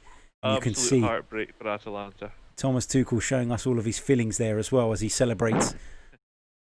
In truth, though, I think that Atalanta looked dead on their feet. I think that they would have struggled to get themselves together for a semi-final. I'm sure they would have given their all in a semi-final. But whether they have it in their legs to go again is difficult to say. Unbelievable scenes here in Portugal. Atalanta will be devastated. They'll be heartbroken. Such a valiant effort from the team who came into this game, no doubt, as the underdogs, giving a wonderful account of themselves in this competition, as they did in their domestic league this season. But now we're asking a lot of Atalanta to find a way back into this. Here's Muriel. Turns it towards goal. I know from our commentator whether he cashed out his accumulator or if he still had it. Yeah. We'll ask. Let us know, mate. Did you cash out on your accumulator? Let us know, please do. Lots of comments coming through. Crazy. T-Ho says that's what world-class players can do for you. Yeah, Mark absolutely. Wilmore says go on, son. Kevin Jones says from Stoke to the Champions League. Oh boy. We talked a lot about the physical condition of Atalanta, but they've really suffered, haven't they, in this second period? Hugely. I mean, I think that the catalyst for the whole momentum shift of Atalanta was when Papo Gomez had to go off. It caught us both by surprise when he was the change for Malinowski coming on. But when you saw him coming off the pitch, he just looked drained. And this is a player who is so important to this Atalanta team. Everything goes through him. Him and Josip Ilicic, who, of course, we touched upon, isn't available this evening. I think that their players have done so much, they've ran so much, they've played so hard over the course of the season. This might just be a step too far. But don't forget, Atalanta are back in the Champions League again next season, and don't write them off. Indeed. You can just see replay after replay of Paris Saint-Germain celebrations. There was no social distancing in that stand. None whatsoever. But as we were saying a few moments ago, they've been tested. I think that the question marks still remain over PSG, and that's going to be important in this competition going forward, assuming now they are going to be the ones who go forward in the semi-final. If they come up against a Bayern Munich or even a Manchester City at this point, do they have the ability to seal off a team of that quality? I think those are where the question marks for PSG really lie. Those teams will be able to deal with the threat of Neymar picking the ball up in central areas. Personally, I still have Bayern Munich down as overwhelming favourites for the competition, but I think it'll be interesting to see whether PSG can make a final. Here comes Bernat. Wonderful pace to get in behind again. Can they put this game beyond doubt? Well defended by Atalanta, who are smashing the ball forward. Here's Luis Muriel in behind PSG now, but the ball's just got caught up on his feet. Can he create the space? Luis Muriel, he still kept it on. Oh, really, really unlucky. He didn't have much in the way of support. Luis Muriel, and that is the chance, the final chance you'd imagine for Atalanta. I think Muriel managed to almost tackle himself there. He tried to turn one too many times. But it's telling that Sergio Ricos came on as a goalkeeper for PSG in the second half, and Atalanta haven't even managed to test him. Heartbreak for Atalanta. And to be fair to PSG, I know they've left it late, and I know it's been a bit of a smash and grab, but they have created chances throughout this game. And the final whistle has gone in Lisbon. It's Atalanta 1, Paris Saint-Germain 2. The French side come from behind thanks to goals from Marquinhos and Choupo-Moting. And Mbappe made a huge difference when he came onto the field. And Neymar kept plugging away, but it's heartbreak for Gianpiero Gasparini's side. who will be devastated and really, really disappointed that they were unable to hold on. They did so well for so long, and it's a historic season for them regardless of what happened here tonight. So full credit to them. But it's PSG who will go through to the Champions League semi-final. Lee, a huge thanks to you once again for joining me this evening. It's been a great watch, hasn't it? It has been a fantastic spectacle. I think that we saw what we expected to see. It's a shame that Atalanta were so visibly tired in that second half and that they really couldn't arrest the momentum and PSG started pushing them back. But I think that in a game where you see Neymar do some of the things that he did, yes, his finishing was poor, but his ability to ghost past players in the final third really is second to none at this level. And it's great to see Kylian Mbappe back at the top stage too. Agreed. A fantastic watch, and a huge thanks to every single one of you who joined us through this watch along, whether it was via Hot Mic, whether it was via YouTube. It is much appreciated, and we look forward to doing more of these with you in the coming weeks and months, and in the new season we'll be up and running, covering a lot more games. So a big thank you to you all once again, because without you, pointless, we're just talking to ourselves. So huge thanks, and we'll be back very, very soon with more. Stay tuned to our social media feed where you'll find information of upcoming games as well. But we'll be back very soon, and until then, take care.